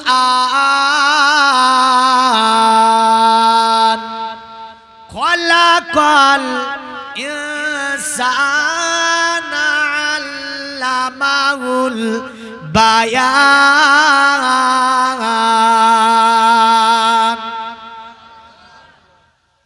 এই যেগুলো শুনছেন শয়তান পালাবে না? পালাবে না? মেয়েদের কানে রিন থাকে দেখবেন, গলায় একটা মালা থাকে। এই রিন মালা যদি না দেয় ভাল লাগবে? চুড়ি পরে দেখেন, আঙ্গুটি পরে, লাকমাছি পরে, তারও কি কি সব লত টত হয়েছে, লাতমাত সব দেয় না? হ্যাঁ, এগুলো কি অলংকার? এগুলো অলংকার। কিন্তু দেখা যাচ্ছে যে ছেলেরা মালা নিয়ে নিয়েছে মেয়েদের কাছ থেকে। নিয়েছে না? নাইনি? এই মালাটা মালা থাকবে না, সাফ হবে কিয়ামতে। কি হবে? সাফ হবে। এই যুবক খবরদার মালা পরবি না। সোনার আঙ্গুঠি পরে বলে শ্বশুর দিয়েছে, পরতে হবে। আমাকে আমার বাড়িওয়ালি বলছে যে এই আঙ্গুঠিটা কি পরেন না কেন? বলে আমি বলছি এ পরা যাবে না, নাজায়েজ আছে। বড় নতুন নতুন ফতোয়া আমাকে বলছি, বললেন মানে পরাবে যে করি হোক আমাকে আঙ্গুঠি, আমি একদিনও পরিনি। কারণটা হচ্ছে নতুন ফতোয়া হয়ে যাবে, মানে নতুন স্ত্রী যদি ভরে দেয় হাতে, বলে আর জীবনে খোলা যাবে না। হ্যাঁ, ওই আঙ্গুঠির জন্য আপনি পাকড়াও হয়ে যাবেন, মনে রাখবেন। সোনা ব্যবহার করবে কারা? মেয়েরা। পবিত্র কোরআনের এটা বলার জন্য আমি যে সূরা পড়েছি, কোরআনে 114টা সূরার মধ্যে অলংকারিক সূরার নাম হচ্ছে সূরা আর রহমান। জোরে বলেন সুবহানাল্লাহ। কোরআনের অলংকার হচ্ছে কোনটা? সূরা আর রহমান। খবরদার এই অলংকারিক সূরা একদিনের জন্য হলো, একদিন পড়ে নেবেন আপনি সূরা রহমান কোরআন শরীফ দেখে। আর কোরআনের অন্তর হচ্ছে কোন সূরা? সূরা ইয়াসিন। একবার পড়লে 20টা খতমের নেকি পাওয়া যায়। জোরে বলেন। একবার পড়লে 20টা খতমের নেকি পাওয়া যায়। বরকতান দিয়ে দিলাম, বুঝলেন? এবার আসি তো, আলী কলেমা পড়ে নিয়েছে, তা আলীকে পড়াই কে? নবীজি। জোরে বলেন। আর নবীজিকে কে পড়িয়েছে? আমার আল্লাহ বলছেন রহমান, যিনি রহমান, যিনি মেহেরবান, তিনি তিনার হাবিবকে কোরআন শিক্ষা দিয়েছে। জোরে বলেন সুবহানাল্লাহ। খলাকাল ইনসান, মানবতার প্রাণ তৈরি করে দিয়েছে। আল্লাহ বাহুল বায়ান, মাকানা ওয়া মাকুনে, যত জ্ঞান আছে সমস্ত জ্ঞান আমার আল্লাহ নবীকে শিখিয়েছে। জোরে বলেন সুবহানাল্লাহ। ওই নবীজির কাছে আলী কোরআন শরীফ শিখছে, ওই নবীজির কাছে আলী কোরআন পড়ছে, ওই নবীর কাছে আলী ফতোয়া শিখছে, ওই নবীর কাছে আলী মাসালা শিখছে, ওই নবীর কাছে আলী দ্বীন ইসলাম শিখছে। নবীজি আমার বলছে মান হাব্বালিয়ান ফাকাদ হাব্বানি, যারা আমার আলীকে ভালোবাসবে ওরা আমি নবী যেন আমাকে ভালোবেসে নিল। ওমান আহাব্বানি, আর যারা আমাকে ভালোবেসে নিল ফাকাদ আহাব্বাহুল্লাহ, তারা যেন আমার আল্লাহকে ভালোবেসে নিল। আমার নবী বলে দুনিয়ার মানুষ ওমান আবগাজালিয়ান ফাকাদ আবগাজানি, যারা আমার আলীর সঙ্গে দুশমনি করলো, আমার আলীর সঙ্গে বেয়াদবি করলো, আমার আলীকে যারা গালি দিল, ওরা যেন আমি নবী আমার সঙ্গে দুশমনি করলো। আজ যারা আমার সঙ্গে দুশমনি করলো ফাকাদ আবগাজাল্লাহ, ওরা যেন আল্লাহর সঙ্গে দুশমনি করলো। আমার নবী বলে আলীকে তোমরা ভালোবেসে নেবে, আলীকে তোমরা প্যার করে নেবে, কারণ আমি আলীকে বড় ভালোবাসি। আমার আল্লাহর দরবারে আলীর জন্য আমার নবী দোয়া করে, ওগো আমার আল্লাহ, আমি আলীকে ভালোবাসি, আলীকে তুমি কবুল করে নাও। আমার আল্লাহ, আমি আলীকে বড় প্যার করি, আল্লাহ আমার আলীকে তুমি কবুল করে নাও। এ পৃথিবীর মুমিন মুসলমান, এ আলী নবীর কাছে কতটা কোরআন শিখেছিল। নবী সাহাবীরা একদিন আলীকে জিজ্ঞাসা করছে, ওগো নবীর জামাতা আলী, তোমাকে নবী কোরআন শিখিয়েছে, তুমি নবীর কাছ থেকে ইসলাম শিখেছো, নবীজি তোমাকে ফতোয়া শিখিয়েছে, নবীজি তোমাকে ফারাইজ শিখিয়েছে, নবীজি তোমাকে জ্ঞান বিজ্ঞান শিখিয়েছে, নবীজি তোমাকে ফাসাদ শিখিয়েছে, নবীজি তোমাকে বালাগাত শিখিয়েছে, নবীজি তোমাকে উসুল শিখিয়েছে, নবীজি তোমাকে এমন করে পৃথিবীর যত জ্ঞান সব আমার নবী আলীকে শিখিয়েছিল। জোরে বলেন সুবহানাল্লাহ। আলী বলছে, নবী সাহাবীরা শোনো, আল কোরআন জ্ঞানে বিজ্ঞানে ভরা। আল কোরআনে আমার আল্লাহ বলে পৃথিবীর এমন কোন জ্ঞান নাই যা আল কোরআনের মধ্যে পাওয়া যাবে না। হযরত আলী বলছে, শোনো, কোরআনে 114টা সূরা আছে, 6666 খানা আয়াত আছে। আমি আলী তোমাদেরকে কোরআনের 6666 আয়াতের মধ্যে যে কোনো আয়াত আমি আলী আমাকে যদি জিজ্ঞাসা করো, সেটা সম্পর্কে আমি তোমাদেরকে বলে দিতে পারবো। চাই সেটা মক্কাতে নাজিল হোক, বা হারে গুহাতে নাজিল হোক, বা খাদিজার ঘরে নাজিল হোক, আমি আলী এটাও বলে দিতে পারবো এই আয়াত কোন পাহাড়ের চূড়ায় কোন পরিপ্রেক্ষিতে নাজিল হয়েছে। শুধু তাই নয়, আমি আলী এটাও আমার জানা আছে সময়ে দিনের কোন সময়ে নাজিল হয়ে যায় আয়াত, আমি আলী এটাও বলে দিতে পারবো। আমি আলী এটাও আমার জানা আছে রাত্রিতে কতটা আয়াত নাজিল হয়েছে, রাত্রিতে কোন সময়তে কোন আয়াত নাজিল হয়েছে। আমি আলী সমস্ত জ্ঞান আমি আলী আমাকে আমার রাসূলুল্লাহ শিখিয়ে দিয়েছে। আরো জোরে বলেন, আর একটু জোরে বলতে হবে। তো বুঝা গেল হযরত আলী শেরে খোদা মুশকিলে কোজা হায়দারে কাররার 8 বছর বয়সে ইসলাম কবুল করলো। দুনিয়ার জমিনে আলী যত আপনার বাচপানীয় বয়সে ইসলাম কবুল করেছে, ইতিহাসের পৃষ্ঠা যদি দেখতে যান, ইতিহাসের পৃষ্ঠায় বাচ্চাদের মধ্যে সর্বপ্রথমে যিনি কলেমা পড়েছেন তিনার নামই ছিল হযরত আলী। আস্তে আস্তে বড় হতে লাগলেন, বাচপানি হাল নবীজির কাছে কেটে গেল। সমস্ত শিক্ষা দীক্ষা একদম চতুর্দিকে পরিপূর্ণ। সাহাবী জোরে বলেন সুবহানাল্লাহ। নবীজি বড় ভালোবাসেন, বড় প্যার করেন নবীজি।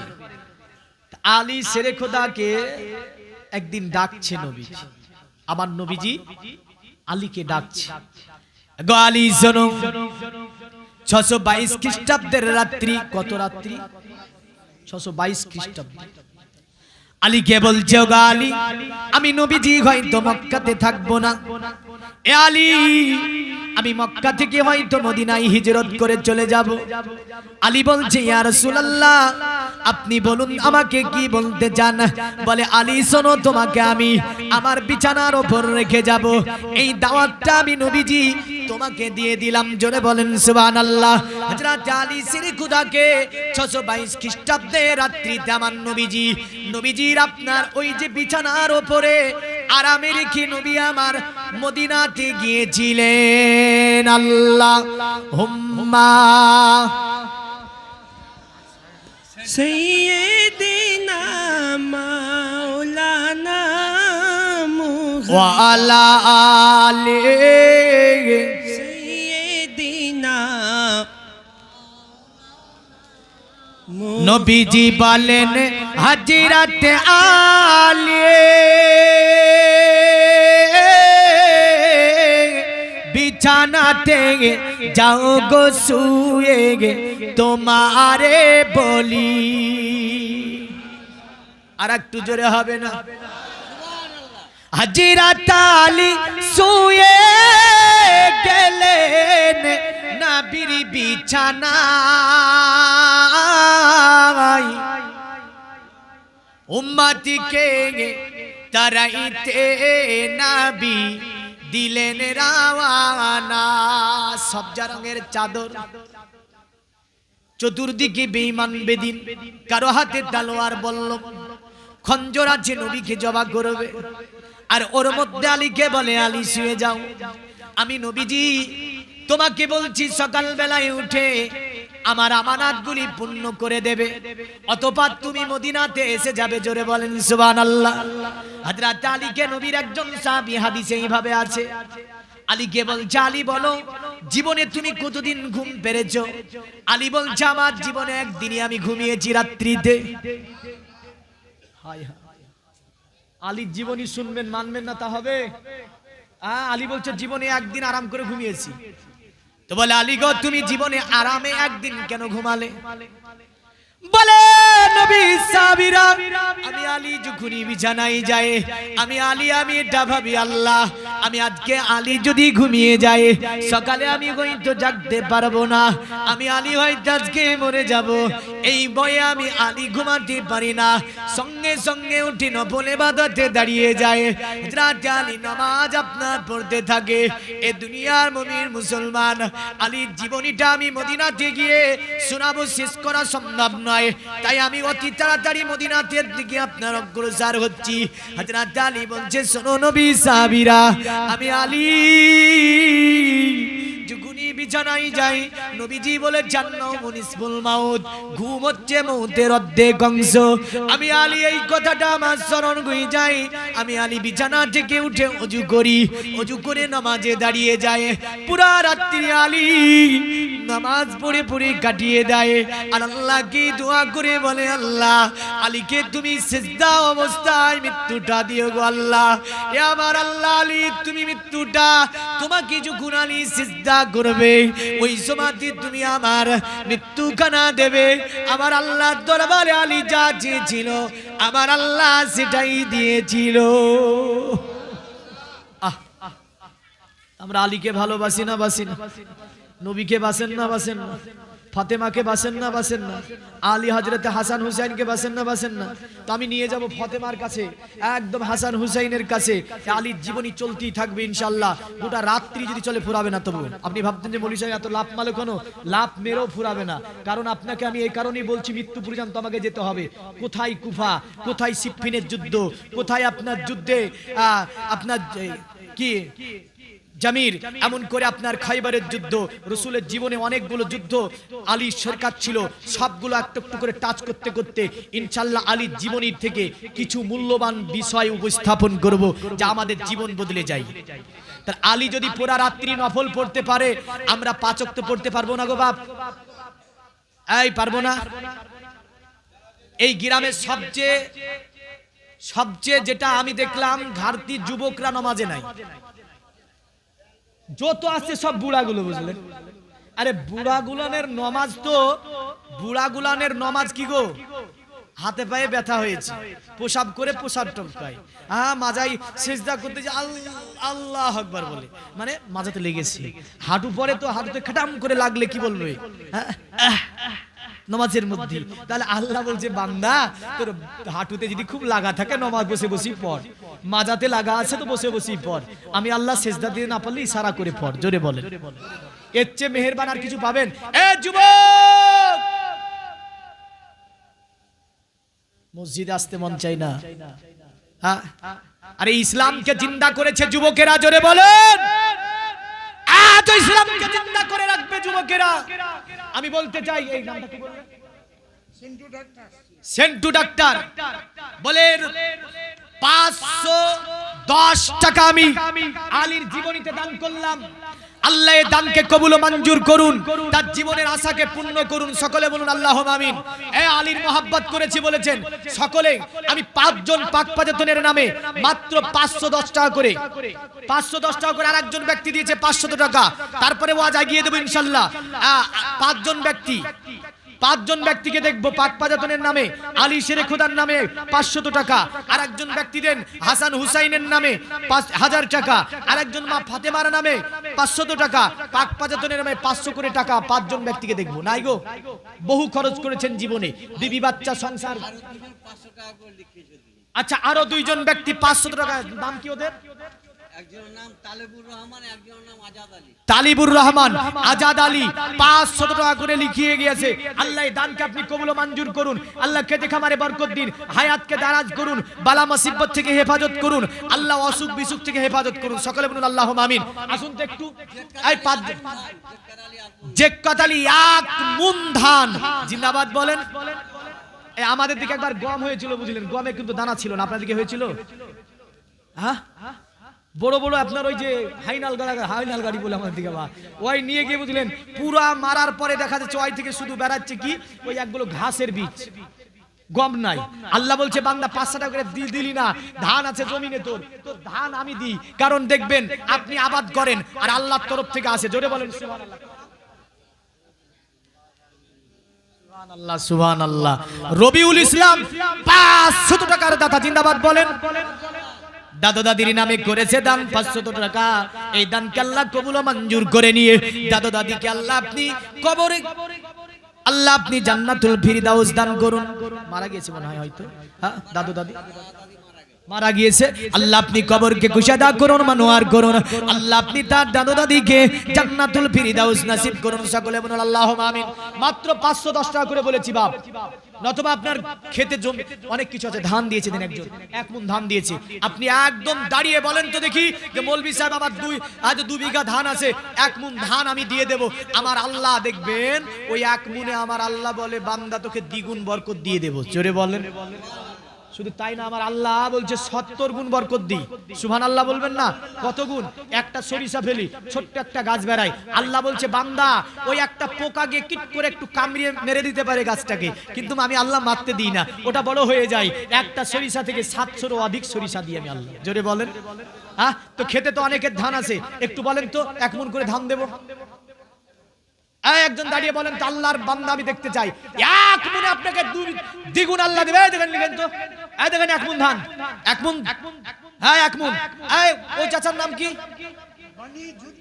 বানিজুদ্দিন। 1 মুন ধান। আপনার নাম? ফজলুর রহমান এক মন ধানের দাতা জিন্দাবাদ বলেন। আল্লাহ ভাইয়ের দানকে আপনি কবুল ও মঞ্জুর করুন। আল্লাহ আপনি খেতে খামারে বরকত দিন, দেনেওয়ালা আল্লাহ, বরকতের মালিক আল্লাহ, মনে রাখবেন সুখ দেওয়ার মালিক আল্লাহ। আমার আল্লাহ এ দানকে নিশ্চয় কবুল করে আপনার দ্বিগুণ বরকত বাড়িয়ে দেবে, এতে কোনো সন্দেহ নাই। আর নাই গো ধান নাই মাঠে আপনাদের, এই ভুট্টা নাই গো ভুট্টা। এই দেখেন এই চাচা বলছে আমিও এক মন দিয়ে দেবো, কারণ খেপ বিবি বাচ্চা নিয়ে খাওয়া দাওয়া করতে কত ফুরিয়ে যায়, এখানে যদি পোকা লেগে যায় সবগুলো চলে যাবে। তো চাচা বলছে পোকা থেকেও আল্লাহ হেফাজত করবে, বরকত দেবে, আল্লাহ এক মন দেবে বলেছে। নারায়ে তাকবীর। তামিজউদ্দিন এক মন ধানের দাতা, আরো জিন্দাবাদ বলেন না গো। হ্যাঁ তামিজউদ্দিন এক মন ধানের দাতা। এই পেছনে আর নাই মাত্র করে ভুট্টা নাই, ভুট্টা ভুট্টা দেন দিনি। তৌফিক আলী এক মন ধানের দাতা জিন্দাবাদ বলেন। এই নামটা লিখলেন তৌফিক আলী এক মন ধানের দাতা। তুরাব আলী এক মন তুরাব আলী। এই মায়ের আপনারা দিবেন না, আপনারা 500 টাকা করে। নারায়ে তাকবীর। বলে মৌলভী সাহেব 500 চেয়েছিল, একাই 1000 টাকা দিব। তুরাব আলী 1000 টাকার দাতা জিন্দাবাদ বলেন। আল্লাহ আপনি চাচার দানকে কবুল করে হায়াতকে দারাজ করে দিন, বাড়িয়ে দিন। আল্লাহুম্মা আমিন। আল্লাহ সুখ বিসুখ থেকে হেফাজত করুন, মুসিবত থেকে হেফাজত করুন। আল্লাহ এমন করে দুনিয়ার জমিনে আল্লাহ সকল প্রকারের মুসিবত থেকে হেফাজত করে ইসলামের ছায়াতলে শান্তিময় জীবন যাপনের তৌফিক দিন। আল্লাহুম্মা আমিন। একটু তাড়াতাড়ি লিখাবেন, ওয়া জাগাবো। এই মায়েদের তরফে লিখবো, ছেলেরা অনেকগুলো দিয়েছে, আপনারা 500 টাকা করে দেন তো। 5 জন মা দেখি, ফাতেমার জীবনী শোনাবো, একদম খুব খাতারনাক জীবনী আছে, এমন দৃষ্টিকোণ থেকে আলোচনা করবো যা জীবনে শুনেননি। 500 টাকা করে। অরুণা 500 টাকা জিন্দাবাদ। আল্লাহ দানকে আপনি কবুল ও মঞ্জুর করুন। যা আশা উদ্দেশ্য আকাঙ্ক্ষা নিয়ে আল্লাহ অরুণা 500 টাকা দান করেছে, আল্লাহ উদ্দেশ্যকে আপনি পূর্ণ করুন। এমন করে পরিবার পরিজনের মধ্যে আল্লাহ সুখ ও বরকত দান করুন। আল্লাহুম্মা আমিন। আচ্ছা পিছনে যেনারা আছেন আপনারা একটু চর্চা করে দেবেন, আগামী বছর এটা তো করতে হবে বাপ, এটাও একটা কাজ, এটাও দরকার আছে না নাই? তো যাই হোক ওয়াজ তো বাড়াবো। এদের আরেকজন চাচা আমার এসে বলছে, এদের মৌলভী সাহেব কি নাম 510 টাকা চেয়েছিলাম, 510 টাকায় দিয়ে গেছে। কি নাম গো? ফাইজউদ্দিন। নারায়ে তাকবীর, নারায়ে রিসালাত। ফাইজউদ্দিন 510 টাকার দাতা জিন্দাবাদ বলেন। আরো জোরে বলেন জিন্দাবাদ। এখন যদি আমি বলি যে নারায়ে তাকবীর বলে আল্লাহু আকবার বললে 100 টাকা দেব, তাহলে আমাকে বলবে না? আরে আমাকে বলতে দিবে না, বলে যতবার বলবো 100 টাকা করে পাইলে তো বারবার বলবে। হ্যাঁ জোরে বলেন। কি নাম? ফজলুল হক 500 টাকার দাতা জিন্দাবাদ বলেন। চাচার হায়াতকে আল্লাহ বাড়িয়ে দেয়, অসুখ বিসুখকে হেফাজত করে। শেষ বয়সে সন্তান সন্ততি যে খিদমাত তা যেন চাচার নসিব আল্লাহ মিলিয়ে দেয়। সকলে বলুন আল্লাহুম্মা আমিন। আল্লাহ আপনি দানকে কবুল ও মঞ্জুর করুন। আসুন বাপ, মেয়েদের তরফ থেকে খুব কম এসেছে। মেয়েদের তরফ থেকে এইদিকে আন্ডাগুলো কিসের গো? ডাক হবে। দেখি আন্ডাগুলো দেন আমাকে। দেন মুরগির আন্ডা দেন। এই দেখেন এগুলো চিনতে পাচ্ছেন? এগুলো কিন্তু দেশি আন্ডা গো, আমি আন্ডা চিনি। হ্যাঁ একটা আন্ডা আবার এতি পেরেছে বুঝলেন, মসজিদে পেরেছে। মুরগিটা মসজিদে এসে বুঝলেন বলে মালিককে দেব না, এই জালসা হচ্ছে তো বলে এই জায়গাটা আমি দেখেছিলাম, আমি বসেছিলাম ওখানে, তো মুরগিটা রান্না পারছে বসে বসে। আমি একজনকে বলছি যে ওখানে মুরগিটা রান্না পড়ছে, দেখো গিয়ে দেখছি সত্য করে রান্না পড়েছে বুঝলেন। আমি নিয়ে এসে এখানে রেখেছিল, আমাকে মনে করে দিল আজ। হ্যাঁ তো বলছে জালসা হচ্ছে, জালসাতে একটা আন্ডা দিয়ে আসবো।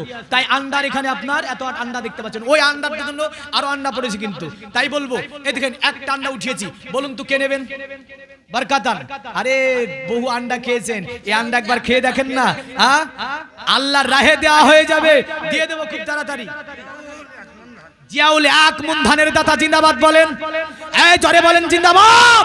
আল্লাহ এই দানকে আপনি কবুল ও মঞ্জুর করুন, আল্লাহ হায়াতকে দারাজ করুন, খেতে খামারে বরকত দিন। আল্লাহ সকল প্রকারের মুসিবত থেকে আপনি তার আবাদগুলিকে হেফাজত করে রাখুন। সকলে বলুন আল্লাহুম্মা আমিন। আরো জোরে বলেন আল্লাহুম্মা আমিন। 500 টাকা হাসান। সুবহানাল্লাহ সুবহানাল্লাহ। ওই যে এতে যাই দেখেন, গাড়িতে যাই আমরা, গাড়িতে যেতে যদি 10 টাকা বলা হয়, কন্ট্রাক্টর যদি বলে 12 টাকা নেবো, তো কি বলি পিঠে তো চামড়া বিনাবো, 10 টাকা বলা 2 টাকা বেশি নিবি বলে না? মোহাব্বত দেখেন আলীর, ভালোবাসা দেখেন ইসলামের, রসুলের প্রেম দেখেন। 500 টাকা করে চাইছিলাম 5 জন, বলে 5 জন নাই মৌলানা আপনাকে দেখিয়ে দেবো, মুর্শিদাবাদে গিয়ে যেন আপনি নাম করেন এই গ্রামটার, বলে একাধিক 500 দেবো। এসে বলছে এই নেন 500, আরো এই দেখেন আরো 500, একটু চটচট করে বলে যাবেন। মুর্শিদাবাদে আদায় করবো, তখন আপনার গ্রামের নামটা বলবো। অমুক গ্রামে গিয়েছিলাম, পেয়েছিলাম 5 জন, পেয়েছি 50 জন। আমি তো বলতে পারবো না, আরে গ্রামের নামটা হবে মালদার সারজামিনে। হ্যাঁ, মুর্শিদাবাদে অনেক মাদ্রাসা আমি আদায় করি, তো যাক একটু চটচট করে দেবেন তো। একজন মা 1050 নারায়ে তাকবীর। হ্যাঁ, এই দেখেন মা একদম খাদিজার মতো। বলছে মৌলবি চেয়েছে 500, দিব 1000। কত বলছে? হ্যাঁ, মা খাদিজাতুল কুবরা রাদিয়াল্লাহু তাআলা আনহা যত মাল সবগুলো এক জায়গায় করলো, রাসূলুল্লাহর কদম তলে রেখে দিল। বলে আমি শান্তি, সোনা, জহরা, মুক্তা, হীরা কিছু চাই না জান্নাত ছাড়া। ইয়া রাসূলুল্লাহ, কি মায়ের নামটা কি বললো? রাহেলা। মা বলছে আমি 1000 টাকা দিলাম, 1000 টাকা আলীর মহব্বতে, রসুলের ভালোবাসাতে, দ্বীনে ইসলামের খিদমতে, জীবনীতে 1000 টাকা রাহেলা নামে করেছে দান। এই দানকে আল্লাহ আপনি কবুল ও মঞ্জুর করে নিন। ফাতেমার সঙ্গীতাকে বানিয়ে দিন, আত্মীয় স্বজনদের অন্ধকার করে তাদের কবরগুলোকে জান্নাতের বিছানা বিছিয়ে দিন। আল্লাহ তাদেরকে জান্নাতি হিসাবে কবুল ও মঞ্জুর করুন। আল্লাহুম্মা আমিন বলেন। এই মায়েরা একটু চটচট করে আসেন তো, একটু চটচট করে আসেন, একটু চটচট করে, যেহেতু আপনার আজ শেষ রাত্রি, আমি বলেছি যে আমি শেষ রাত্রিতে বেশি একটু হ্যাঁ, এই দেখেন আরেকজন বাপ, কি নাম বাপ? শাম মোহাম্মদ। 500 টাকা এনে বলছে মৌলভী সাহেব, এই দেখেন নেন 500 টাকা চেয়েছেন, দিয়ে দিলাম দান আপনাকে 500 টাকা, বাকিটা আল্লাহর কাছে বুঝে নেব। দিয়েছে দান আল্লাহ, তোমার রাহে কবুল ও মঞ্জুর করে নিয়ে চাচার হায়াতকে দারাজ করে দিন আল্লাহ। হামিদুর রহমান ভাই আমার অনেকক্ষণ পরে বলছে পকেটে আছে 500 টাকা, দেবো কি দেবো না, শেষ পর্যন্ত বলছে রাখবো না, আগামীকাল পরিবারের জন্য মাছ গোশ কিছুই নেবো না, দিয়ে দিই আল্লাহর রাহে, আল্লাহ আমাকে দেবে নিশ্চয়। আমার আল্লাহ ভাইয়ের দানকে কবুল ও মঞ্জুর করে তার কামাইতে বরকত দেয়, তার খেতে খামারে বরকত দেয়, হায়াত দারাজ করে। আরো জোরে বলেন। এই মায়েরা একটু চটচট করে আপনারাও দেন তো, নাম বললে অসুবিধা হবে না, আপনারা বলে দেন। শুধু রাসূলুল্লাহর দরবারে ছেলের নামও বলেছিল, মেয়ের নামও বলেছিল। তুবুকের যুদ্ধে আল্লাহ জাইসুল উসরাতে মেয়েরা এসে ডাইরেক্ট রাসূলের দরবারে দ্বীনে ইসলামে দান করেছিল। জোরে বলেন। একটু চটচট করে দেখি মায়েরা, একটু দিয়ে দেন তো 500 করে, একটু নামটা লিখিয়ে দেন, কোনো অসুবিধা নাই, জায়েজ আছে। কারণ 500 করে কি নাম? এই দেখেন একজন মা বে নামে বলছে আমি 500 টাকা মৌলবি চাইছে, পাঠিয়ে দিলাম 500 টাকা। পাঠিয়ে দিয়েছে। দেখেন কত কষ্টের টাকা মায়েদের, জানেন? মায়েদের টাকা খুব কষ্টের টাকা, কারণ তারা যে কাজগুলো করে সে কাজগুলো যদিও ছোট হয়, কিন্তু তার মূল্য আমরা দিতে জানি না। একজন মা যত কাজ করে পুরা দিনের মধ্যে, একজন পুরুষ এত কাজ করতে দিলে 1 সপ্তাহ করে বাড়ি থেকে পালাবে না? থালি মাজতে দেবে, পারবেন? ঝাড়ু লাগানো পারবেন না। তারপরে বাচ্চাকে গোসল করানো, তেল মাখানো, ঝাড়ু দেওয়া, আপনার খিদমত করা, কাপড়গুলোকে পরিষ্কার করা, হাই হাই হাই কত কাজ করে গো মেয়েরা। এই মায়েরা, যার কারণে নবীজি বলছে মায়েরা তোমরা বেশি বেশি করে সাদকা করো। আমি রাসূলুল্লাহ বলছি যে তোমরা যদি একটুখানি ভেবে চলো, আল্লাহ তোমাদেরকে জান্নাত দেবে। জোরে বলেন সুবহানাল্লাহ। মায়েদের উপরে নামাজ অনেক সময় মাপ আছে, নাই? কিন্তু পুরুষের উপরে নাবালিগ থেকে যেদিন বালিগ হয়ে গেল মৃত্যু পর্যন্ত একদিনের জন্য মায়েদের উপরে নামাজ মাপ নাই, আর ছেলেদের উপরে নামাজ মাপ নাই, কিন্তু মায়েদের উপরে মধ্যে মধ্যে মাপ আছে। সুবহানাল্লাহ। জুম্মার নামাজ মাপ আছে, ঈদের নামাজ মাপ আছে। মাসে একটা নির্দিষ্ট যে সময়, সেই সময়ের নামাজকে আমার আল্লাহ মাপ করেছে। বাচ্চা প্রসব করবে, আমার আল্লাহ বলছে মহিলা 40 দিন নামাজ মাপ করে দিলাম আমি আল্লাহ। জোরে বল। মায়েদের মর্তবা, মায়েদের শান।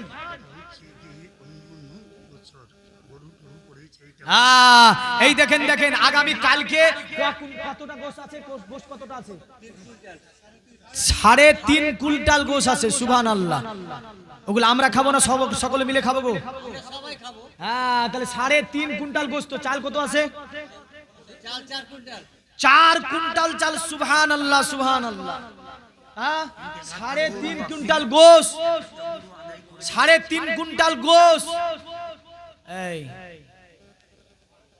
আগামী বছরের জীবনীর জন্য একজন একদম আশিকে রাসূল, আলী শেরে খোদার মহব্বতের মানুষ একজন দাঁড়িয়ে বলেন তো আগামী বছর জীবনের জন্য, এই মৌলভী সাহেব এত গোশ লাগে জীবনীতে, আমি একটা গরু জান দিয়ে দিলাম। এমন একজন আমি আল্লাহর আশিক বান্দাকে, আল্লাহর প্রেমিক বান্দাকে, আল্লাহর মহাব্বতের বান্দাকে আমি দেখতে চাই যে জীবনে বহু কিছু করেছি, এত গোশত লাগে মানুষ খাবে। বুখারীর হাদিস বলছে যে মানুষকে খাবার দেওয়াই ইবাদত। জোরে বল।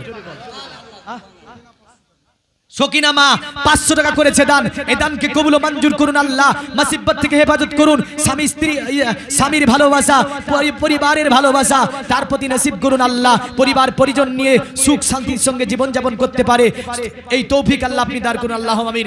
একজন আশিকে রাসূল নাই, একজন ভালোবাসার মানুষ নাই যে মানুষকে এত গোশত যেহেতু দিতে হয়, আমি একটা গরু আমি দিয়ে দেব। কিছুদিন আগে সোজাপুরে এসেছিলাম, 12 রবিউল আলী, 9 খানা গরু দিয়েছিল, বুঝলেন? 9টা গরু দিয়েছিল। সুবহানাল্লাহ। একজন ব্যক্তি নাই গো, তাহলে 2-3 জন মিলে একটু কানে কানে বলে নেন যে আমরা 3 জন মিলে একটা গরু কিনে দিবে, এত যেহেতু গোশত লাগে আমরা দিয়ে দেব।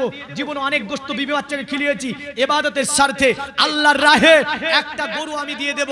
এমন একজন ব্যক্তি নাই গো, এই বলেন না গো, একজন নাই, এমন আশিক নাই?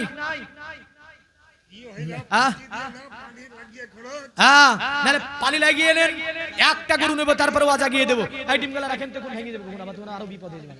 হ্যাঁ, তো যাক, একজন ব্যক্তি একটা গরু, বেশি বলিনি বাপ, 9টা চাইনি। আমিও বাড়ি নিয়েও যাবো না। আপনি ভাবছেন মৌলভী সাহেব এখানে চাইছে বাড়ি নিয়ে পালাবে নাকি? না, বাড়ি নিয়ে মৌলভী সাহেব নিয়ে যাবে না, ইনশাল্লাহ এখানে জমা থাকবে। আগামী গোশত আগামী বছরে আপনার নাম ধরে এলান করে দেবো ইনশাল্লাহ যে একটা গরু দিয়েছে ইনি, ইনার গোশত এতটা হয়েছে, এও এলান হয়ে যাবে ইনশাল্লাহ। মানুষ জানবে যে যা এরা হিতাকাঙ্ক্ষী আছে, এদের উদার মনের মানুষ এই গ্রামে পাওয়া যায়। একজন ব্যক্তি বলেন তো একটা গরু দেবো? এই নাই গো, মসজিদের মধ্যে যিনারা আছেন ওখানে মালদার আছে গো, লাগছে মালদাররা একটু পিছে থাকে, শেষের দিকে এসে দেখে যে এমন মুঠা দান দেয় মালদাররা, বুঝলেন? হযরতে উসমানে গনি শেষের দিকে এসে এমন মাল দিল যে সকলের মালকে ঢেকে ফেললো। হ্যাঁ, এমন মালদার পিছনে আছে, আমি দেখতে পাচ্ছি। একজন বলেন তো, 2-3 জন মিলে বলেন একটা গরু দেবো। হ্যাঁ, আরে বড় না পারেন ছোট কিনে দেবেন, একটা গরুর বলেছি আমি, তো 5 কুইন্টাল গোশত বলিনি বা 1 কুইন্টাল গোশত বলিনি। হ্যাঁ, একটা গরু আপনি কুড়াই করবেন দিয়ে দেবেন, বা 2-3 জন মিলে কুড়াই করবেন দিয়ে দেবেন। নাই একজন ওয়াদা মতো একটা গরুর, হ্যাঁ, এই একটা গরুর মন্ত্র শোনাবো, তাহলে দেবেন? পবিত্র কোরআনের প্রথম সূরাটির নাম হচ্ছে সূরাতুল বাকারা। জোরে জোরে জোরে জোরে। একটা গরুর নামে সূরাটির নামকরণ করা হচ্ছে কেন জানেন? পবিত্র কোরআনের প্রথম সূরা সূরাতুল বাকারা। আমার আল্লাহ বলে, বান্দারে শোন, এই কোরআনের সঙ্গে স্পর্শ আসার পরে অমানুষও যদি থাকে একদিন মানুষে পরিণত হবে। জোরে বলেন সুবহানাল্লাহ। এমন করে এই সূরাটির মধ্যে একটা গরুর ঘটনা পাওয়া যায়, এতিম ছেলে এবং একটা গরুর ঘটনা পাওয়া যায়। এই কারণে পবিত্র কোরআনের বড় সূরা, বৃহত্তম সূরাটির নাম সূরাতুল বাকারা। আমি একজন ব্যক্তিকে এই যে সূরাটা বললাম সূরাতুল বাকারা, বাকারাতুন শব্দের অর্থ হচ্ছে গাবি গাই, মানে আপনার গরু।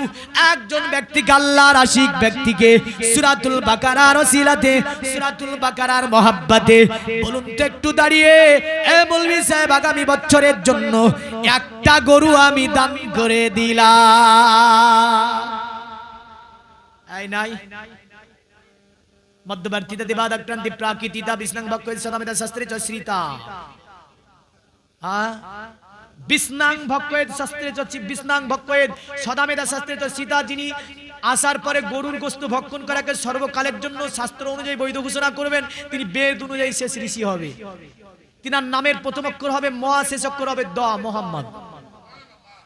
আরে এত বড় একটা মন্ত্র শুনিয়ে দিলাম গরুর এতে, তো একটা গরু দেবেন না গো? আরো কিছু শোনাতে হবে নাকি? হ্যাঁ, এই 1-3 জন কানে কানে বলে নেন, বলেন তো একটা গরু আমরা দেব। এই অসুবিধা হচ্ছে গরু, হাই হাই হাই, তাহলে তো আপনি পারলেন না গরু দিতে। যাক, একটু জীবনীটাকে আগাই, হ্যাঁ না? মনে আছে সবুজ রঙের চাদর দিয়ে বুঝলেন ঢেকে দিয়েছে হযরত আলীকে। চতুর্দিকে তলোয়ার আপনার বললাম, চতুর্দিকে আপনার কি রয়েছে, বেঈমান বেদিনেরা দাঁড়িয়ে আছে। আলী আপনার ওই জায়গায় শুয়ে গেল, আরামসে আলী ঘুমিয়ে গিয়েছে। হযরত আলীর মনে কোনো ব্যথা নাই, কোনো ভয় নাই, কোনো চিন্তা নাই। আলী বলে, নবীজি আমাকে বলেছে সকাল বেলাতে তুমি আমানতগুলি বুঝিয়ে দিয়ে কিছু মাল নেওয়ার পরে আলী তুমি মদিনাতে এসে যাবে।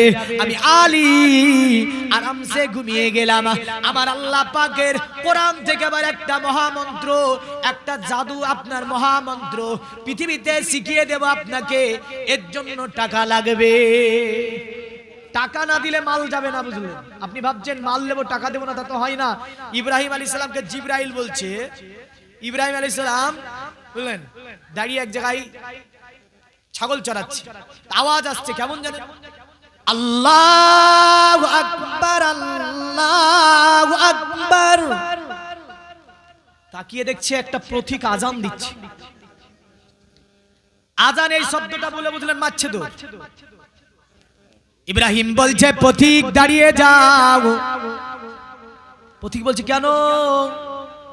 বলে পথিক তুমি আল্লাহর নাম আমাকে আরেকবার শোনাও। পথিক বলছে ইব্রাহিম টাকা লাগবে। ইব্রাহিম নবী বলছে পথিক তুমি যদি আমাকে আল্লাহর নাম শোনাও, আমি তোমাকে আমার যত ছাগল আছে অর্ধেক ছাগল আমি দিয়ে দেব। এ জাতির পিতা ইব্রাহিম যদি অর্ধেক ছাগল দিয়ে দিতে পারে, আমি তো একটা মাত্র পেয়েছি গরু, কটা? ওই পথিক আপনার বলছে দেবে তো? বলে হ্যাঁ। দাঁড়িয়ে গিয়ে বলছে আশহাদু আল্লাহ ইলাহা ইল্লাল্লাহ।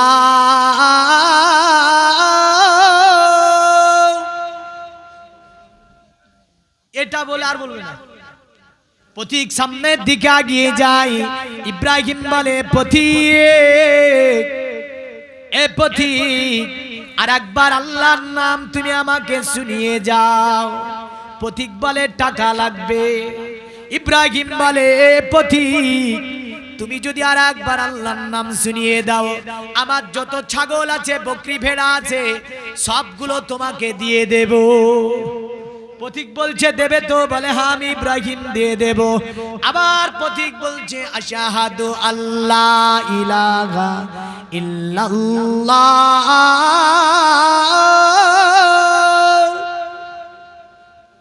আল্লাহ নবী ইব্রাহিমকে এটা শুনিয়ে পথিক হাঁটা ধরেছে।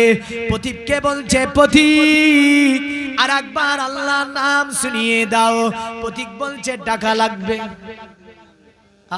তা আপনি ভাবছেন যে আপনাকে মাল দেব টাকা দেবেন না, তা হবে? একটা সুন্দরতম ছোট্ট আয়াত শিখিয়ে দেব। রাস্তাঘাটে এখান ওখানে জাদু বিদ্যা, কোনো আপনার পুলিশ থেকে নিয়ে, কোনো ট্রাফিক থেকে নিয়ে, কোনো আপনার মস্তান থেকে নিয়ে, ডাকু থেকে নিয়ে কোনো ব্যক্তি আপনার সামনে দাঁড়াতে পারবে না। আগেকার জামানার মানুষ চলাফেরা করতো, আমরা শুনতে পাই না, মুরব্বীরা তো চলাফেরা করতো, তো চোরদেরকে নাকি কানা করে দিত, চোরেরা ওকে দেখতে পেত না। এই মন্ত্র কোরআনে আছে না নাই? এই আয়াতটা বলবো, ছোট্ট একটা আয়াত, তাহলে আপনি পড়বেন। এত বড় মাল একটা দেব আপনাকে, আর আপনি আমাকে কিছু দেবেন না, তাই হবে? মাল দেবেন তো মাল পাবেন, এটা জেনে রাখেন। এমন একটা মন্ত্র আছে কোরআনে, পড়ে তালাতে ফুঁক দিলে তালা খুলে যায়, কিন্তু ওটা বলবো না। হ্যাঁ, ওটা বলবো না। কেন? কারণ কিছু কিছু মুফাসসির বলেছে এ প্রকাশ করা যাবে না। কেন? সমাজের ক্ষতি হবে, সেটা অন্য কাজে ব্যবহার হবে। কোরআনে এই আয়াত আছে, কারণ কোরআন জিন মুর্দাকে জিন্দা করতে পারে না, পারে না। একটা কাঁসার বাটি, তাতে ফুক দিয়ে ছেড়ে দিচ্ছে, তো কাঁসার বাটি চলতে শুরু করছে। কাঁসার বাটিতে তো জান নাই, চালাচ্ছে কোরআন। জোরে বলেন সুবহানাল্লাহ। তো কোরআনে এমন আয়াত তো আছে না নাই? হ্যাঁ, তো বলেন, একজন ব্যক্তি দাঁড়িয়ে বলেন তো দেখি, কি দেবেন? গরু দেবে? হ্যাঁ, যখন ওয়াদা করবেন তখন আয়াতটা বলে দেবে। দেখেন রাসূলুল্লাহ সাল্লাল্লাহু আলাইহি সাল্লাম, আল্লাহ বলছে হাবিব চলে যাও। আমার নবীজি আপনার এক মুষ্ঠ মাটি নিলেন। আমার আল্লাহ বলছে গো আমার নবী, কোরআনের অন্তরকে আপনি পড়িয়ে দিন। আমার নবী পড়ছে ইয়াসিন ওয়াল কুরআনিল হাকিম ইন্নাকা লামিনাল মুরসালিন আলা সিরাতিম মুস্তাকিম তাজিলাল আজিজির রহিম। কত দূর? কোন বর্ণনায় লিখছে এক রুকু পর্যন্ত নবী বললেন, আবার কোন বর্ণনায় লিখছে আল্লাহ নবী একটা আয়াত পড়লেন মধ্য থেকে। ওই আয়াতটাই হচ্ছে আপনার এমন আয়াত যে আয়াত পড়লে মানুষকে মানুষ আপনার দেখতে পাবে না, দুশমনকে দুশমন দেখতে পাবে না। এমন কোরআনে আমরা যেমন করি সূরাতুল বাকারা তো একটা আয়াত দেখতে পাই, যদি আপনি পড়েন আর পড়ে যদি ফুঁক দিয়ে দেন ওই রাস্তাতে চলবেন আপনি, কোন ডাকুর দল থেকে আল্লাহ আপনাকে নিরাপদ রাখবে আছে। তাহলে এগুলো তো জানার বিষয়, জানা এবং মানার বিষয়। নবীজি আল্লাহ বলল নবী সূরা ইয়াসিন পড়ুন। এবার আপনি বলবেন মৌলভী সাহেব ইয়াসিন অত বড় পড়তে পারবো না।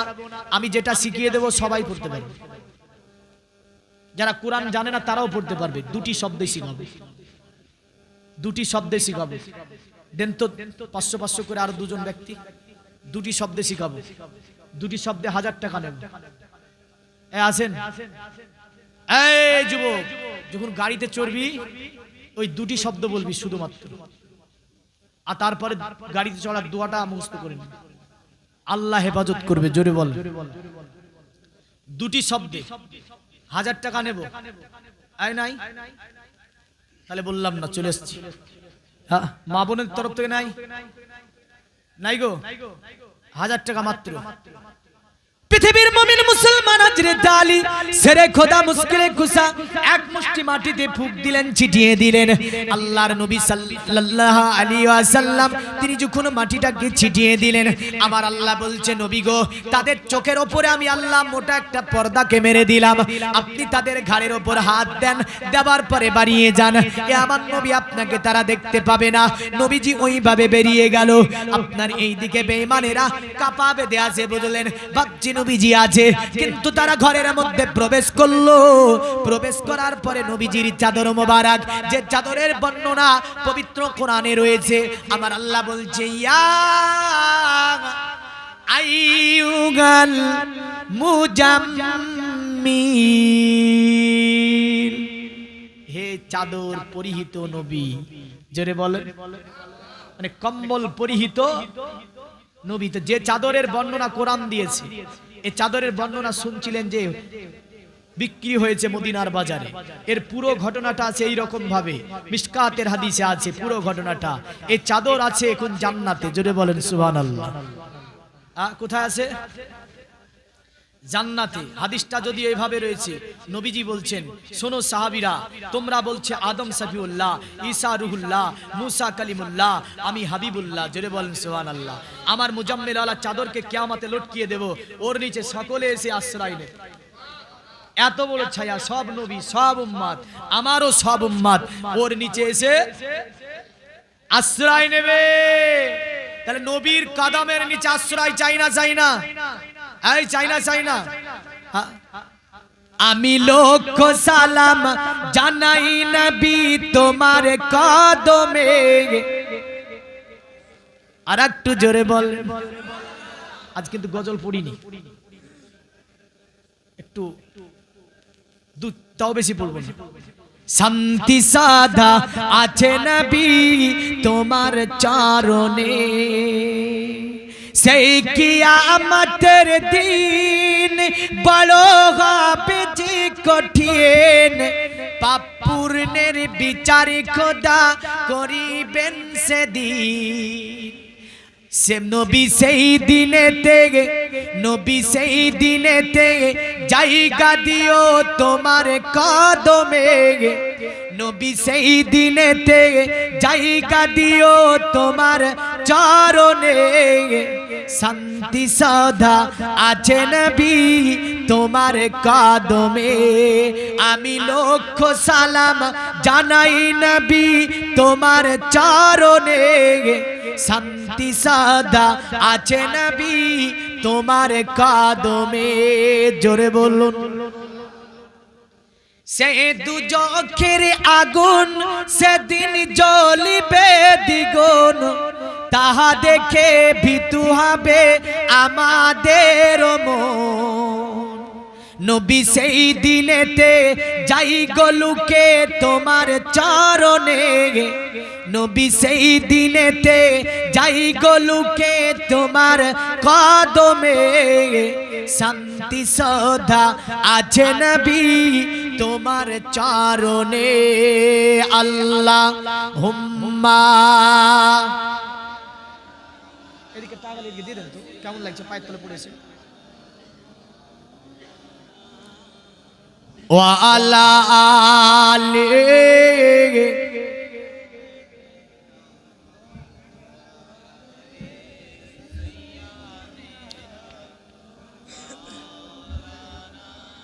পৃথিবীর মুমিন মুসলমান হযরত আলী শুয়ে আছে, তার আসার পরে চাদরটাকে উঠিয়ে দিয়েছে, দেখছে নবীজি নাই। আলী হযরত আলী বলেন আমার পাশে জিলপিক্কারি ছিল, আমি জিলপিক্কারিটা ধরে ফেললাম। যদি অন্য কিতাবে লিখেছে আলীকে তারা ধরলো, মক্কা মুআজ্জামার কাছে নিয়ে গেল এবং আলীকে ছেড়ে দিল। তারা বলল মুহাম্মদ কোথায় গিয়েছে? আলী বলল আমার নবী হিজরত করে মক্কা থেকে মদিনায় চলে গিয়েছে। জোরে বলেন সুবহানাল্লাহ। হযরত আলী নবীজির আমানতগুলি বুঝিয়ে দিতে লাগলেন। একদিন, দুই দিন, তিন দিন মক্কাতে ছিলেন। অতঃপর হযরত আলী শ্রী খুদা মক্কা থেকে হিজরত করে আমার নবীজি শহরে আছে ওই শহরে চলে গেলেন। আলী যাবার পরে কুবা মসজিদে আমার নবীজির সঙ্গী হয়ে গেলেন। আল্লাহ